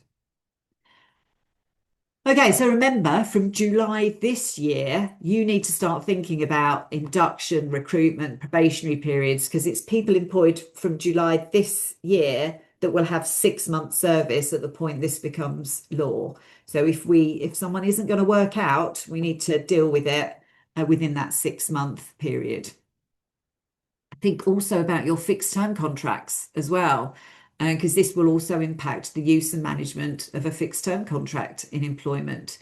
You bring someone in on a 12-month fixed term contract and they're not re-employed at the end of that 12-month fixed term contract, that is termed a dismissal. And unless you've got fair reason to not continue to employ them, then they've got the potential, after the legislation changes, to bring an unfair dismissal complaint. So it doesn't just impact permanent employees, it also impacts fixed term contracts as well.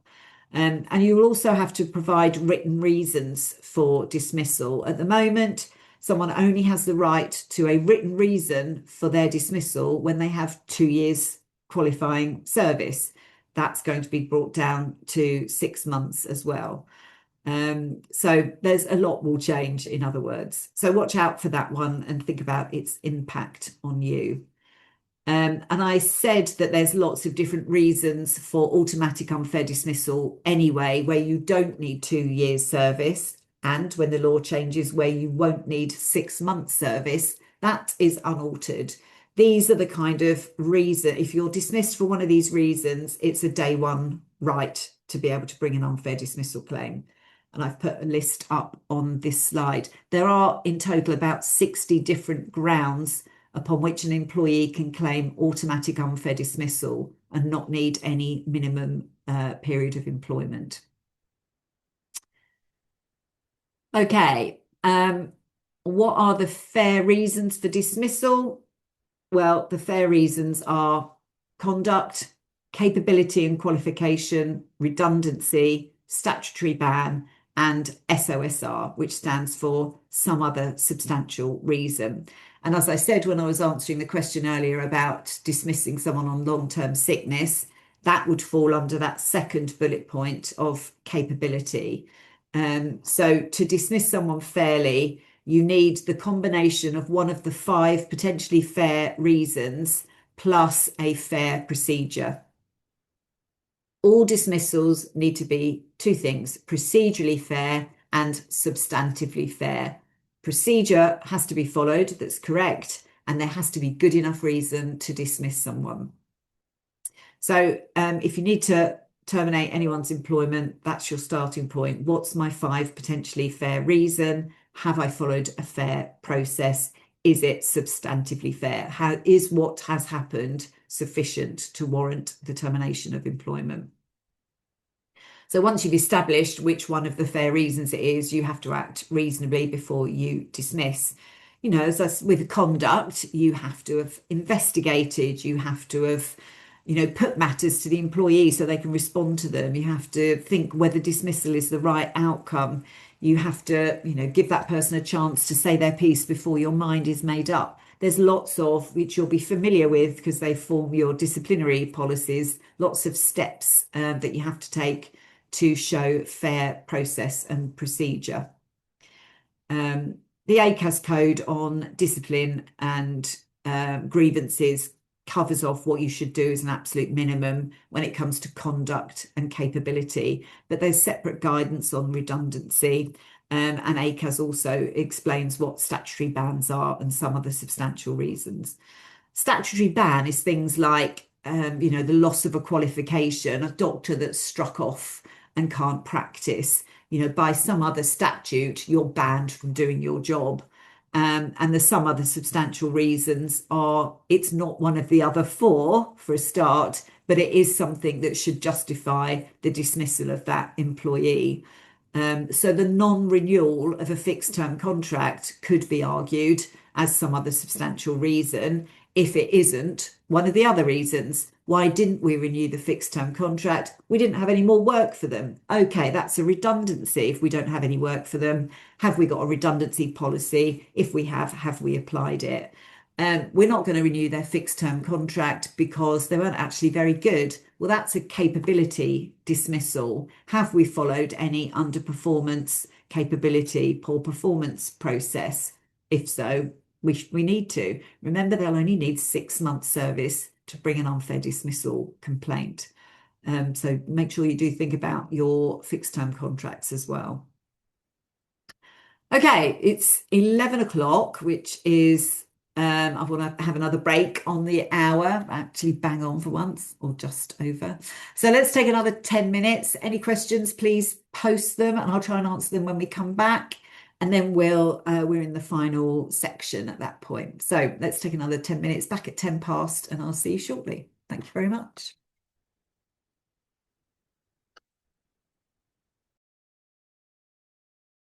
Hello.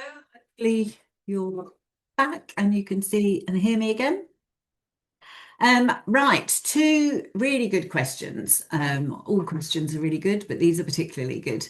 So the first one is, next year, how do you terminate a 12-month fixed term contract? Surely, if it's fixed term, you can terminate on the grounds that the contract was only contracted for a period of 12 months. Absolutely, it is the most insane is probably not the right thing to say, but it's really curious legislation that we have. So the Employment Rights Act says very clearly that when you end a fixed term contract on its expiry date and fail to renew it on the same or similar terms, that is defined as a dismissal. There's three types of dismissal: where the employee terminates the contract, where the employer terminates the contract with or without notice, and where the fixed term contract is not renewed on the same or similar terms. So it's already in the legislation. The difference is, at the moment, we have 2 years before someone picks up standard unfair dismissal rights. And as I've explained, that's changing to 6 months. So if you want to have a look at what the government says about this, there's go to gov.uk and type in fixed term contracts, or type in your search bar gov.uk fixed term contracts, and it will come up with exactly what I'm telling you. So I promise you this is the truth. So even if you end, or a fixed term contract ends automatically on the planned end date that both parties agreed it would end on, that's still defined as a dismissal if it's not renewed. Most fixed term contractors have no idea that they have that this is the case. You don't have to give notice because the contract has a specified end date, but the Employment Rights Act clearly states that if you fail to renew the contract, then you need to show what fair reason you terminated the employment. So what fair reason you have to not give that person another contract. And we've got 5. Remember what the 5 were: conduct, capability, redundancy, statutory ban, and some other substantial reason. Most of them are probably going to be redundancy or capability. I don't have the work for this fixed term contractor. Well, that redundancy is I don't have the work. That's exactly what that is. Do you have a policy? Have you followed it? Or this person isn't good enough, or I would rather find someone better, or I've got in mind someone different to do the work going forwards. Well, if you're choosing not to give someone another contract because they're not as good as someone else, that's a capability dismissal. So have a look at the gov.uk fixed term contract pages, and it will explain more about this to you. And yes, it could fall under some other substantial reason. You're quite right. Okay, sorry, it is slightly confusing because it just smacks against the whole concept of I've got a fixed term contract and we've both agreed how long it's going to last, and we've both agreed what day is going to end. But there we go. Just have to. I've worked with some employers that have a termination of a fixed term contract policy, and they train their managers in particular how to manage that. But there you go. Have a look. And then the second question, and let me read it out to you, is, sorry if I'm looking sideways, I've got questions in different boxes, is can an employer make a staff member who has brought a grievance against another staff member redundant? And the answer, I'm afraid, is no. You can't make someone redundant because they've raised a grievance. So Section 139 of the Employment Rights Act defines in what circumstances you can make someone redundant. And in very basic language, do go and have a look at it if you want the details. Section 139 of the Employment Rights Act. It says someone could be redundant if the business closes down, if the part of the business that person works in closes down, if there is less work for the number of people, then there can be redundancies, or if there is fewer people needed. So there's only defined reasons that you can class the termination of someone's employment as redundancy. So it's a pretty straightforward answer to that question, I'm afraid. Can I make a staff member who's brought a grievance against another redundant? Answer, no, I'm afraid. Good, thank you for the questions. It's really helpful to know what you're thinking and to be able to help you with those. So moving forwards then, fire and rehire. I've mentioned this concept a few times to you this morning, and this is perhaps the most significant slippage in the new timetable. And it is the provisions designed to restrict the fire and rehire practices, if you like. And these are changes that were going to come into play in October 2026, and now they've been pushed back to sometime in 2027. So the new legislation in the fire rehire arena will make it automatically unfair to dismiss an employee and re-engage them if you're going to impose specific restricted variations to their core terms and conditions, like if you're changing pay, pensions, hours, leave, shift patterns, those kind of things. There will now be a subject to, there'll now be a narrow exemption requiring financial distress. So you can use the fire rehire process if your employer is in financial distress. So it doesn't mean that you can't vary employees' terms and conditions and vary their contract, because we can still negotiate, we can still reach agreement, we can still do all of those things. What it does do is it says if an employee refuses to agree to a change where this is a restricted variation, then the final step that an employer can currently take of dismissing and re-engaging, firing and rehiring becomes a very high risk exercise. You'd have to have that evidence, strong evidence of financial distress. Okay. Before I go, what else in 2027? Sorry, just an update on the question about the redundancy and the grievance. And the question is if the grievance will, I'm just wondering, sorry. So extension to that question, if the person raising a grievance, does that mean it will block or postpone the redundancy? Good question. So if someone is at risk of redundancy and they raise a grievance, should that block or postpone the redundancy? And a lot of employers would put the redundancy process on hold and deal with the grievance if the grievance relates in any way to the selection or the redundancy process. If the grievance is unrelated, I would manage the two in parallel. We continue with the redundancy process, we'll hear your grievance. But if the grievance is somehow about the redundancy decision selection process, then it might be sensible to pause, deal with the grievance and continue. Hopefully that helps. Sorry, thank you for the update on that question. So what else in 2027? Well, according to the UK Government Employment Rights Act roadmap, there are more measures and consultations in 2027 than I've already told you about. And they are on this slide. Again, I'm sorry, it's a bit of a busy slide, but it's really just there for you to be able to read afterwards. I'm not going to go into much detail on these because we need more information and they don't have start dates yet. So, I'm just putting it out there into the universe. And then when we come back again in a year's time, hopefully we'll have a much more clarity, much clearer idea of what's happening and when. So I spoke to you already about the menopause action plans, so they will become mandatory for large employers.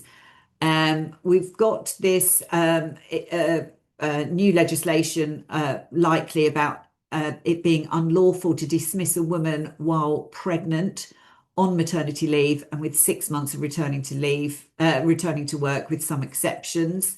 So something may come along there. The introduction of a power to enable regulations to specify steps regarded as all reasonable steps to prevent sexual harassment. So we're expecting something more on that. As I told you, the obligation will come in before we get the regulations, possibly. Strengthening protection against blacklisting. This is another trade union issue. Introducing a new industrial relations framework. Regulation of umbrella companies brought within the Employment Agencies Act framework, if you're involved in agencies at all. Collective redundancy, altering the collective consultation threshold, making flexible working a default day one right, apart from where it's not reasonably feasible. So we already have flexible working as a day one right, but this will make it automatic unless not reasonably feasible. Hoping that one doesn't come in or doesn't come in without some sort of exceptions. Introduction of a day one right to at least 1 week of bereavement leave for all employees. Zero hours and low hour workers will have a right to guaranteed hours, or a contract that specified their guaranteed hours, which reflects the hours that they regularly work. Also, they will become entitled to reasonable notice of shifts and compensation for short notice cancellation of work. So quite a bit of change for 0 hours and low hours workers. And then electronic and workplace balloting for recognition and de-recognition ballots. So as I said, exact dates for these will follow. Secondary legislation is likely. It could align with we're used to April and October being the most likely commencement cycles, but we've also seen things in August, February, December.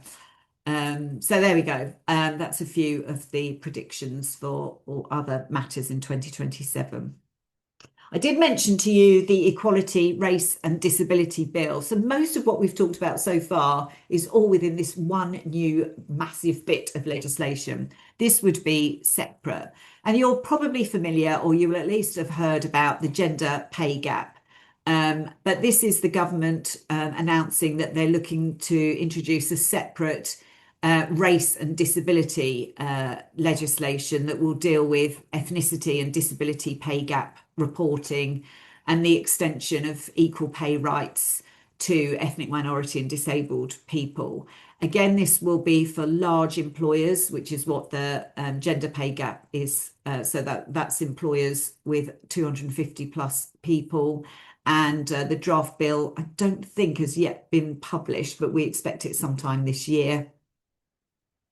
It may also bring in something called dual discrimination, which is where somebody has a discrimination complaint under two or more protected characteristics.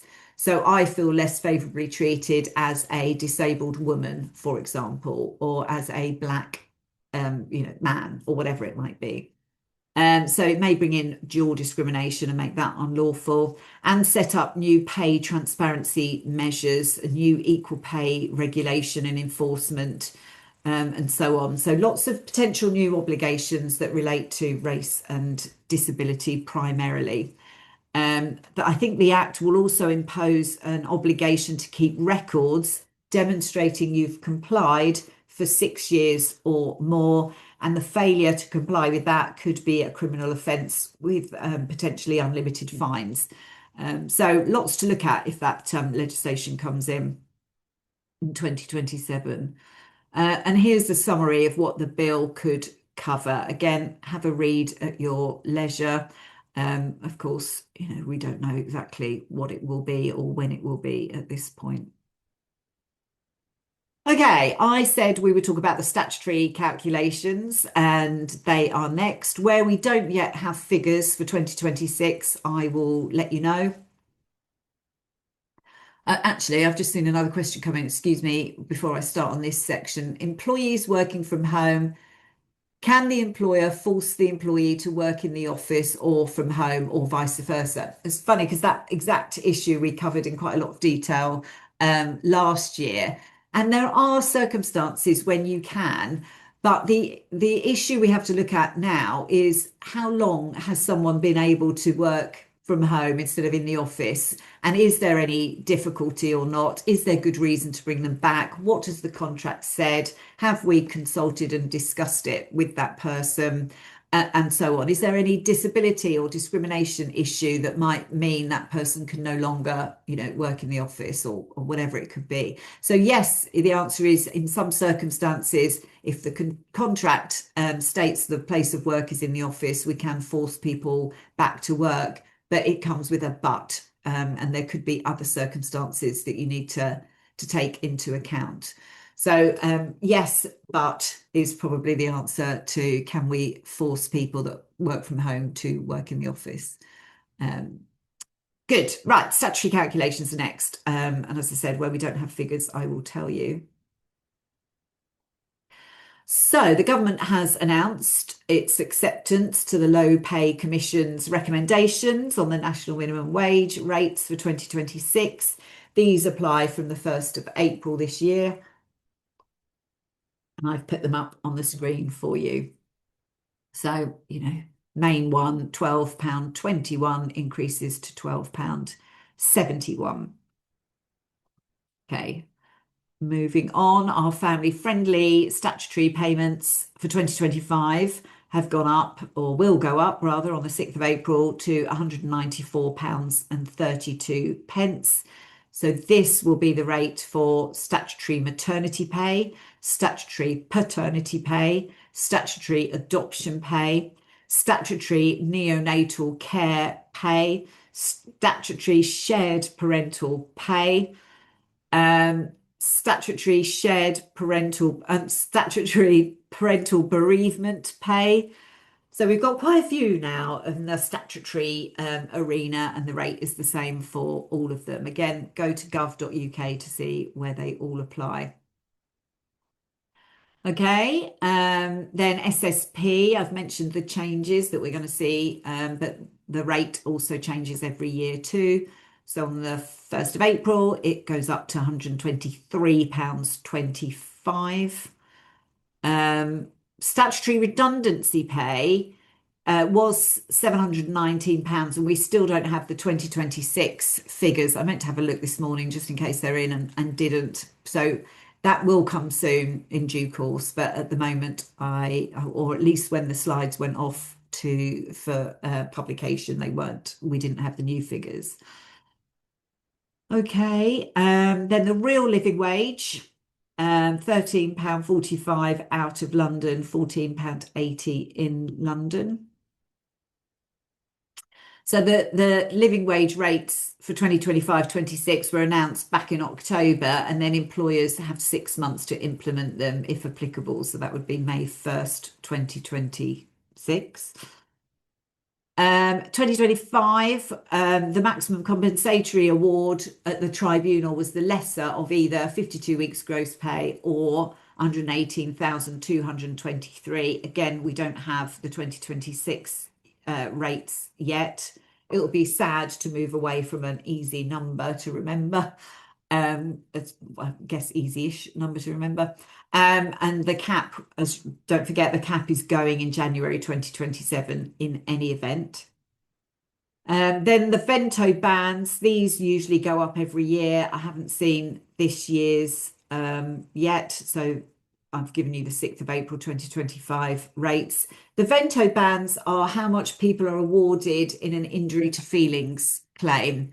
And injury to feelings come with discrimination claims at the employment tribunal. So if I say I've been discriminated against on the grounds of my disability, I seek compensation, I get loss of earnings applicable. You know, if I had to lose my job and it took me 6 months to get another job, then I've got the potential for that loss of earnings to be paid to me. Alongside that, I've got what's called an injury to feelings payment. And these Vento bands are how a tribunal decides how much to award somebody. So lower for less serious cases, higher for more serious cases. Okay, hopefully that explains what they are. Oh, I've told you all these already. I must put it in twice. So there you go. Those are the statutory limits for you on various payments. Hopefully, if you're looking out for those last two that haven't yet been announced, please just keep an eye on it. It'll be in the press at some point anyway. And then our last section is cases of interest. So I know I gave you a few this morning, but they normally are the ones that catch my eye for sometimes the weirdness of them, even though there's always good learning points. These are a bit more general. Let's have a look at a few. So the first one is with Barclays Bank PLC. When it comes to harassment, I think this recent Barclays case demonstrates the line between, you know, good process and not good enough process can sometimes be quite a thin one. And sometimes people get too involved when they're conducting investigations on proving guilt rather than finding truth. And I do loads of workplace investigations for employers, normally where they're either senior people involved or they're very high level, or there could be, you know, potentially very expensive litigation, and they need an external person to come in and have that external perspective. my investigation isn't about proving guilt, it's about finding truth. And that should be the same with all investigations. And also this zero tolerance issue. You know, if we say we have zero tolerance, we need to demonstrate that. And this claimant had been with Barclays Bank for about 9 years. They were a financial guide in the mortgage team, experienced, long-standing employee, clean disciplinary record. But that stability came to a bit of an abrupt end when a younger female colleague made a complaint that he had made sexually inappropriate marks to her. And she alleged that he asked her, and excuse my repeating exactly what was said, was, "If I show you my willy, will that make us friends?" Which I just sometimes sigh about what people think is a good thing to say at work. And then other things followed, like, why don't you buy yourself sexy underwear? What's the youngest a 40-year-old should sleep with? And questions like that. Anyway, complaint is made, an investigation starts, and of the allegations, he only admitted the last one about the youngest a 40-year-old should go with, and said it had been a clumsy conversational question on a different context or whatever. And the rest of the allegations were denied outright. No witnesses, nothing in writing, no messages. So how do you decide? Well, he was suspended on full pay and an investigation followed. Complainant interviewed, which is normal. Whoever alleges the issue, speak to them first. Investigate, speak to the accused, which they did. No one corroborates the specific remarks. One person noted that he could sometimes be a bit close to the line in his humour, but it wasn't overtly sexual. And the investigator concluded that it was likely that all three comments had been made, and that assessment became the foundation of the disciplinary process, although the scope of allegations did grow as part of the disciplinary issue. Anyway, he goes to a disciplinary hearing. His letter of invitation lists not just the 3 allegations, but 5, so 2 that had never been put to him and had never been investigated, which is a bizarre thing to do. Although the person who chaired the disciplinary meeting did say that the hearing would only focus on the 3 he had been advised about. Weirdly, though, having done all of that, the dismissal letter dismisses him for all 5. It's always interesting when an organisation like Barclays Bank make a mess of something. Anyway, the process also took more than 4 months from hearing to outcome, so a very long time. And when the decision finally came, he was dismissed for gross misconduct because his behaviour was incompatible with the zero tolerance policy. He appealed, and the appeal officer reviewed everything and spoke again to the complainant. The original decision was upheld. So what did the tribunal say? Well, the tribunal said that he had been dismissed for conduct, which is a potentially fair reason. So the issue was not related to why he was dismissed, but how. And the tribunal found that the investigation and the disciplinary process were seriously flawed, and therefore fell outside of what might be a reasonable process and an expected reasonable process. So it was an unfair dismissal. And the reasons it was unfair were numerous.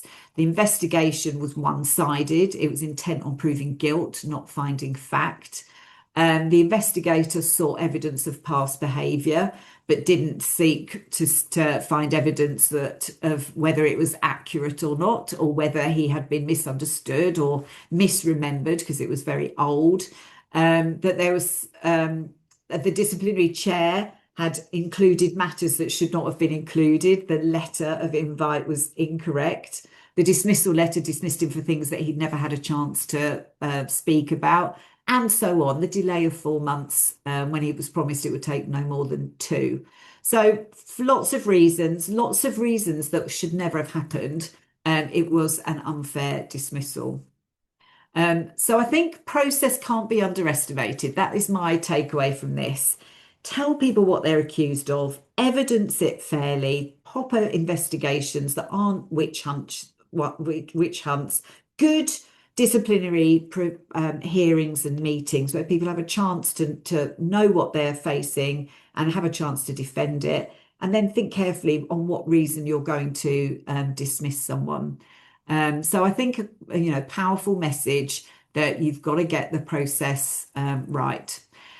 He was not vindicated in full, though, because the tribunal found that he had contributed to his own dismissal, but only by 15%, because he admitted to at least one of those comments. So although he won, he lost 15% because of that one comment. But there you go.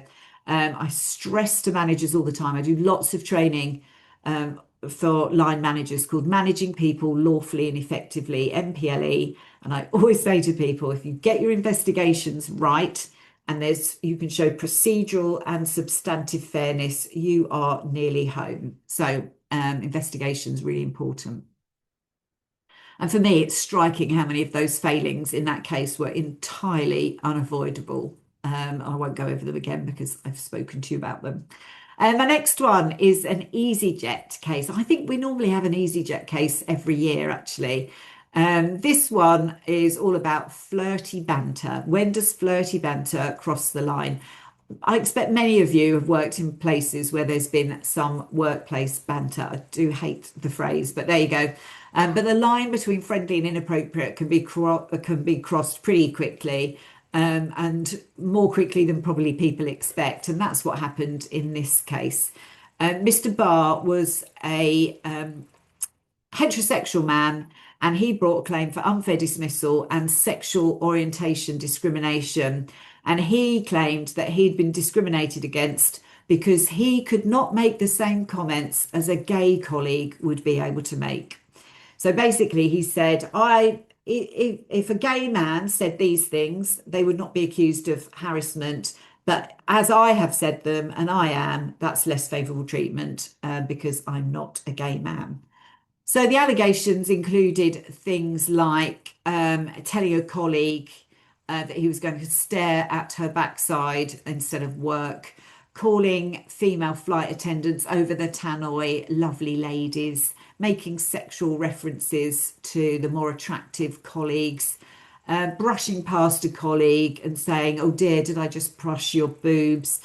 On another occasion, it was said he spent his whole shift pretty much making jokes about sex. He said to one colleague where she was putting an extension seat belt back into the bag, "I bet you've never had a problem trying to stuff it in." Just this kind of thing. I hope you get a drift without me having to list them all.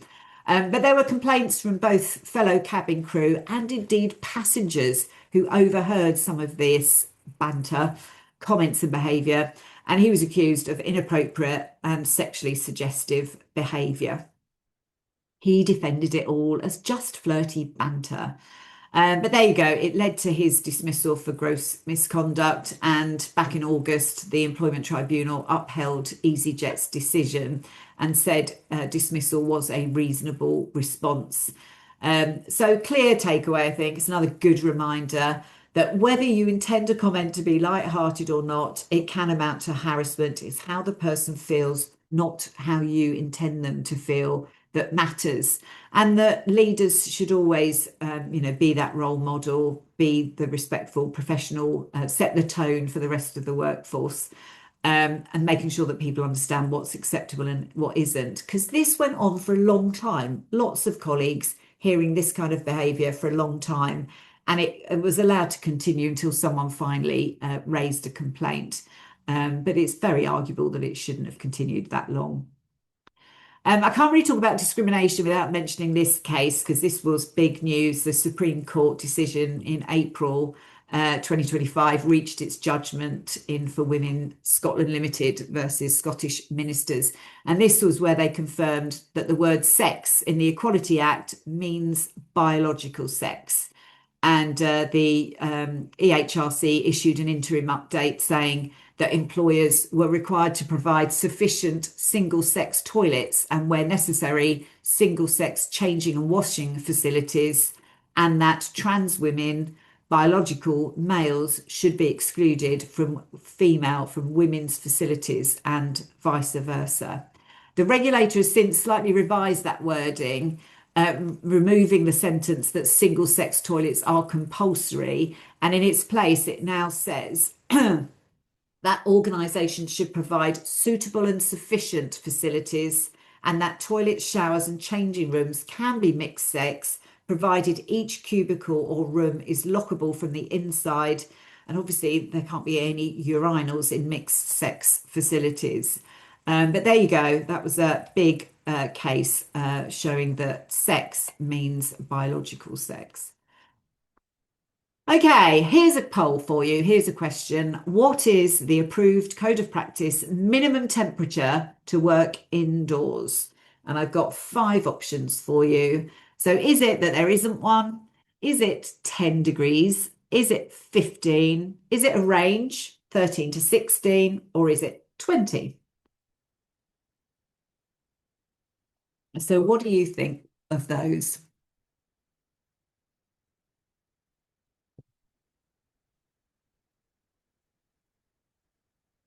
And let's see what you think. So 35% of you say there is no minimum, 4% 10, 11% 15, 37 13 to 16, and 14% say 20. Well, the majority have it again, just the 37% of you that said 13 to 16 degrees are correct. I think the majority has got it every time this time, so that's good. This is the workplace health, safety and welfare regulations, and they require employers to provide a reasonable indoor temperature in the workplace. It depends on the work activity and the environmental conditions. There's also the construction, design and management regulations. Have a look at the Health and Safety Executive website if you want to know more about this. But it says that temperature in the workplace is one of the risks that should be addressed and assessed. And the approved code of practice says indoors should be at least 16 degrees or 13 degrees if much of the work involves rigorous physical effort.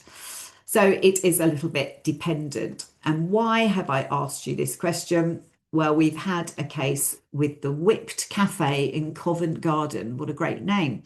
How cold is too cold to work? And at what point does it become, more than just uncomfortable? And that was at the heart of this case.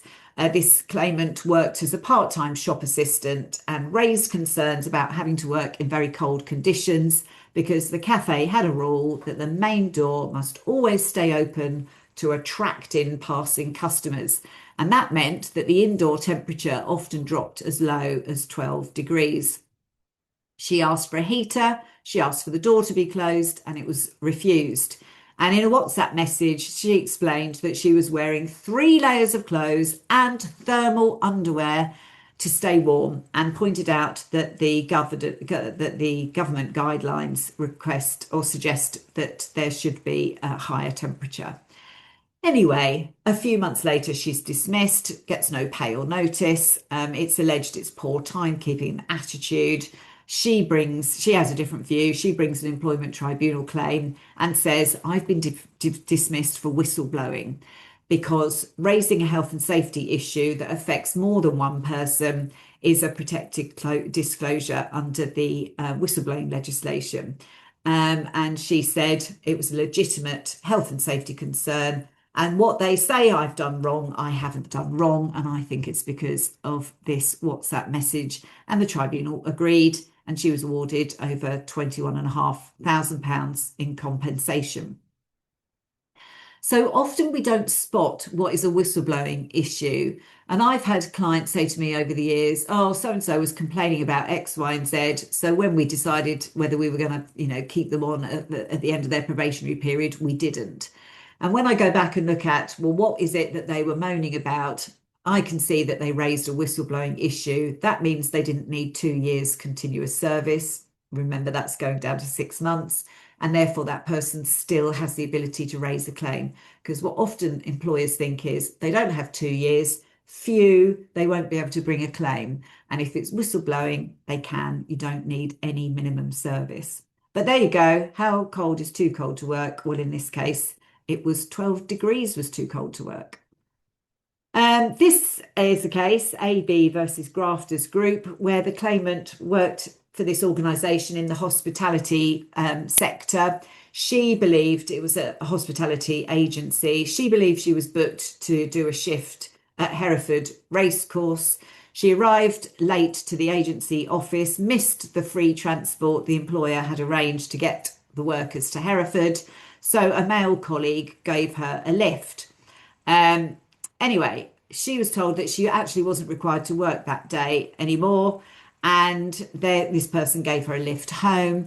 And in driving and taking her for a lift, he inappropriately touched her, showed her pornographic images, asked her sexual questions. And this is, I'm quoting from this case, tried to put his finger in her mouth and ear and tried to kiss her and so on. And the question for the tribunal was, is this in the course of your employment? So at the point she got in the car, she was told she wouldn't be working. So can this ever be seen as something that took place as harassment done in the course of someone's employment? And the tribunal found that it did. But it was found that on appeal at the EAT. And they said that, it is clearly within the extension of employment.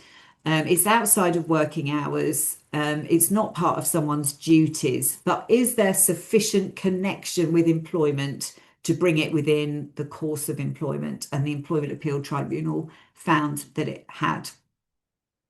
So often people will say, well, what happens outside of work? Why should that be our problem or our issue? And it so often still is if it's got that connection to employment. I think most people understand the Christmas do is in the course of your employment. But I've had people argue, but if a few people go for a drink after the Christmas do, surely that connection is then lost. But the answer is no, it's not. So think about what action you need to take, even if it appears to be not part of someone's job during working hours, directly connected. Is there a sufficient connection? And there was in this case. I think I'm going to have to add to my discrimination training, don't insert your fingers into someone's mouth or ear, which is a very sad thing to have to do, but there you go. Then we've got Zen Internet versus Stobart. There are key lessons here on capability and Polkey. For those of you not familiar, the Polkey principle is a great argument employers run that say, well, you might have found that I have been procedurally wrong in some way. There are some procedural failings in what we did, but had we have done it right, the outcome would have been the same. We would still have dismissed that person. So what it does often is say, okay, well, let's give someone, excuse me, another 3 weeks pay because you didn't have a proper process. And had you had a proper process, it would have taken 3 weeks, but the outcome would still have been dismissal. So it's a really helpful argument, the Polkey principle. And in this case, Mr. Stobart was the CEO of this company, and he was dismissed for capability without any process being run. And often people think senior employees, there's no need to run a process. But of course, everybody has the same protection. And a tribunal held the dismissal was procedurally unfair. I don't think there's any surprise there. You can't just dismiss someone for poor performance without any process. But they did find that there were good grounds for the outcome to have still been dismissal. And the tribunal found that a fair process would have been completed, but probably would have taken 2 months. And therefore compensation was capped to reflect that window. Appeal went in, the Employment Appeal Tribunal upheld the employer's appeal in part, and there were some, tricky things about Polkey. But what I've raised it here for is that very important point that if you're in a position where you have to defend a case and you can show whatever your procedural failings were, had they have been done perfectly, the outcome would have been the same. Then think about that Polkey argument. Also remember, a really good appeal can correct some earlier procedural failings. So if somebody messed up a bit, the disciplinary process, have a banging good appeal, and then you can demonstrate that you've put right those failings by having a really good appeal. This is a case about alternative employment in a redundancy situation. And this claimant, Mr. Kennedy, had worked for this car dealership for a long time, more than a decade, I think. And his post was put at risk of redundancy. He accepted that the redundancy situation was genuine and that his selection was genuine, so sees no fault in being at risk of redundancy. The whole of this complaint was about what happened in his 7-week notice period, because what the employer did was said, have a look at our public vacancies and let us know if there's anything you want to apply for. However, by that point, they'd reclaimed his laptop, they've taken his access from the internal intranet, and they failed to tell any of the recruiting managers internally that this person was at risk of redundancy and during their notice period was trying to find internal alternative employment. And therefore, obviously, he didn't get a position. And the Employment Tribunal held that this total lack of proactive assistance and, in fact, blocking him from being able to make applications made the dismissal unfair and gave him his full loss with no Polkey reduction. So even though they might have said, well, had he have applied for this job or that job, he wouldn't have got them, the tribunal said, no, there'll be no Polkey reduction in this case. So when someone's at risk of redundancy, we need to be proactive in trying to find them alternative employment internally. And it should be a two-tier process. You look at internal candidates for vacancies before you advertise vacancies externally. So exhaust any internal candidates and find them not suitable before you consider advertising externally. You shouldn't pitch internal candidates against external candidates for a role in a redundancy situation. Okay, I think we've got time for a couple more. Sex discrimination is what this case is about. A healthcare support worker was discriminated against on the grounds of sex when her employer failed to provide her with a lockable room to express breast milk when she returned to work from maternity leave. And they didn't fail to do it once, they failed to do it on 2 returns from 2 different maternity leaves. When they eventually fitted the lock, it cost them £5.50. This was a very expensive mistake to make. There's no legislation that says you have to give women that want to express milk at work a lockable room, but this employer had said they would, because people kept walking in and out of the room that they allocated her to use, and she wanted privacy. So be, very mindful of what you say you will do. If you say you're going to do something, it's really important to then do it. But consulting with people, finding, if you haven't got a room that's lockable or you don't want to put a lock on a room, then how else do you give someone that suitable privacy to express milk in this circumstance? Have a look at the Health and Safety Executive website for what your responsibilities are for breastfeeding mothers that return to work. But this was a case where the failure to provide this locked room caused her to win her sex discrimination case. This is Anne-Marie Alexis, who's employed as a receptionist administrator by the Westminster Drug Project. Again, she had, I think, about 10 years service, long-standing. And a restructuring process reduced 3 roles into 2. And despite her having disclosed her dyslexia, when she was being assessed for that changed role, she was given some additional time for the assessments, but she was only provided with the interview questions 25 minutes in advance of the interview, which she said gave the result of her underperformance.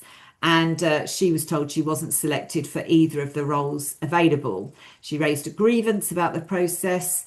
They offered a re-interview with adjusted conditions, and that was still found to be unsatisfactory.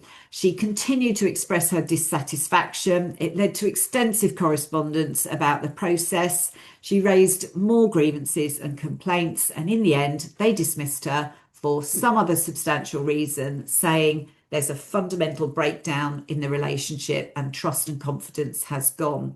She claimed unfair dismissal, disability-related harassment, failure to make a reasonable adjustment, and the tribunal rejected most of those claims, finding that her dismissal was fair. She appealed to the EAT, arguing that they hadn't looked at her length of service correctly, or alternatives to dismissal, such as a warning. And the EAT dismissed her appeal, upholding the Employment Tribunal's decision. So they said there had been a breakdown of trust in relation to how she behaved and continued to behave through and after the grievance process. In other words, she just wouldn't accept the outcome of the grievance and continued to raise the same or similar cases. And the tribunal and the EAT both said that her behaviour in doing that led to a breakdown of trust, and it was reasonable for her to be dismissed for that. And this is a really important case because some employees who raise grievances do not accept the outcome, even though the process is finished and the appeal is finished. And even long-standing employees can face dismissal if how they continue to behave after a matter has been concluded undermines the foundation of that ongoing employment relationship. So really important case for employers, I think, on that one. I think I'll make this the last one. I think there's only a couple more afterwards in any event. So Miss Rook brought a claim against the NHS Blood and Transport organisation, NHS, it's called the NHSBT. She alleged constructive unfair dismissal and disability discrimination that was related to her diagnosis with anxiety, and said they had failed to make reasonable adjustments and had failed her when she blew the whistle. So lots of different claims in this one.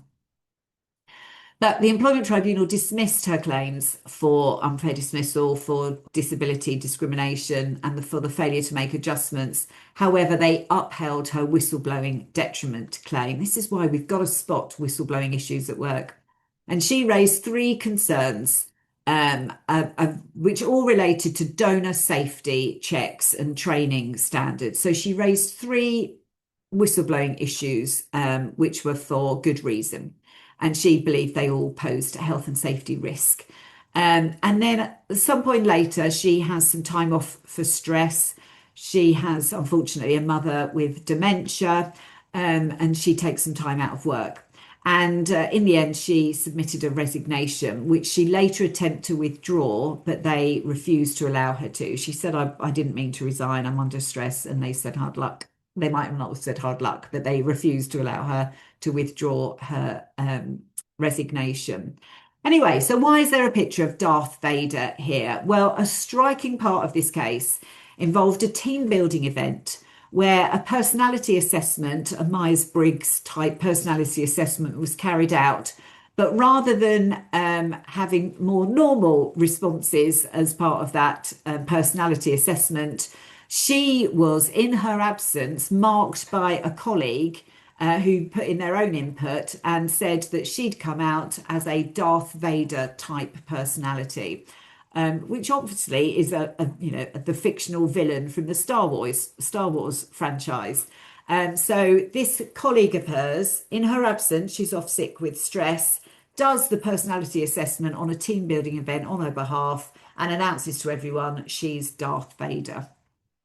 So she finds out about that and is very upset about it. She says it relates to her whistleblowing detriment. And the reason it relates is the person that did the assessment on her behalf was one of the people that she had complained about.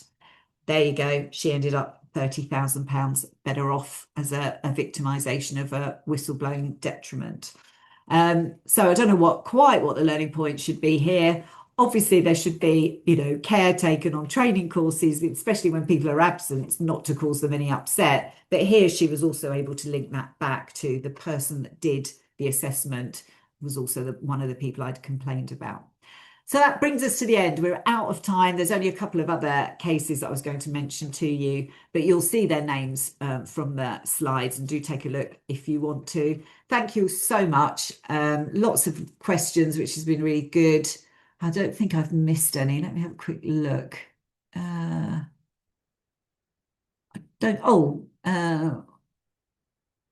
Someone saying that they worked in a food supermarket, was utterly freezing, and I had 9 sets of thermals on. Well, goodness me, that sounds awful. But thank you all very much indeed. Have a great day, lovely weekend, and hopefully I'll see you again.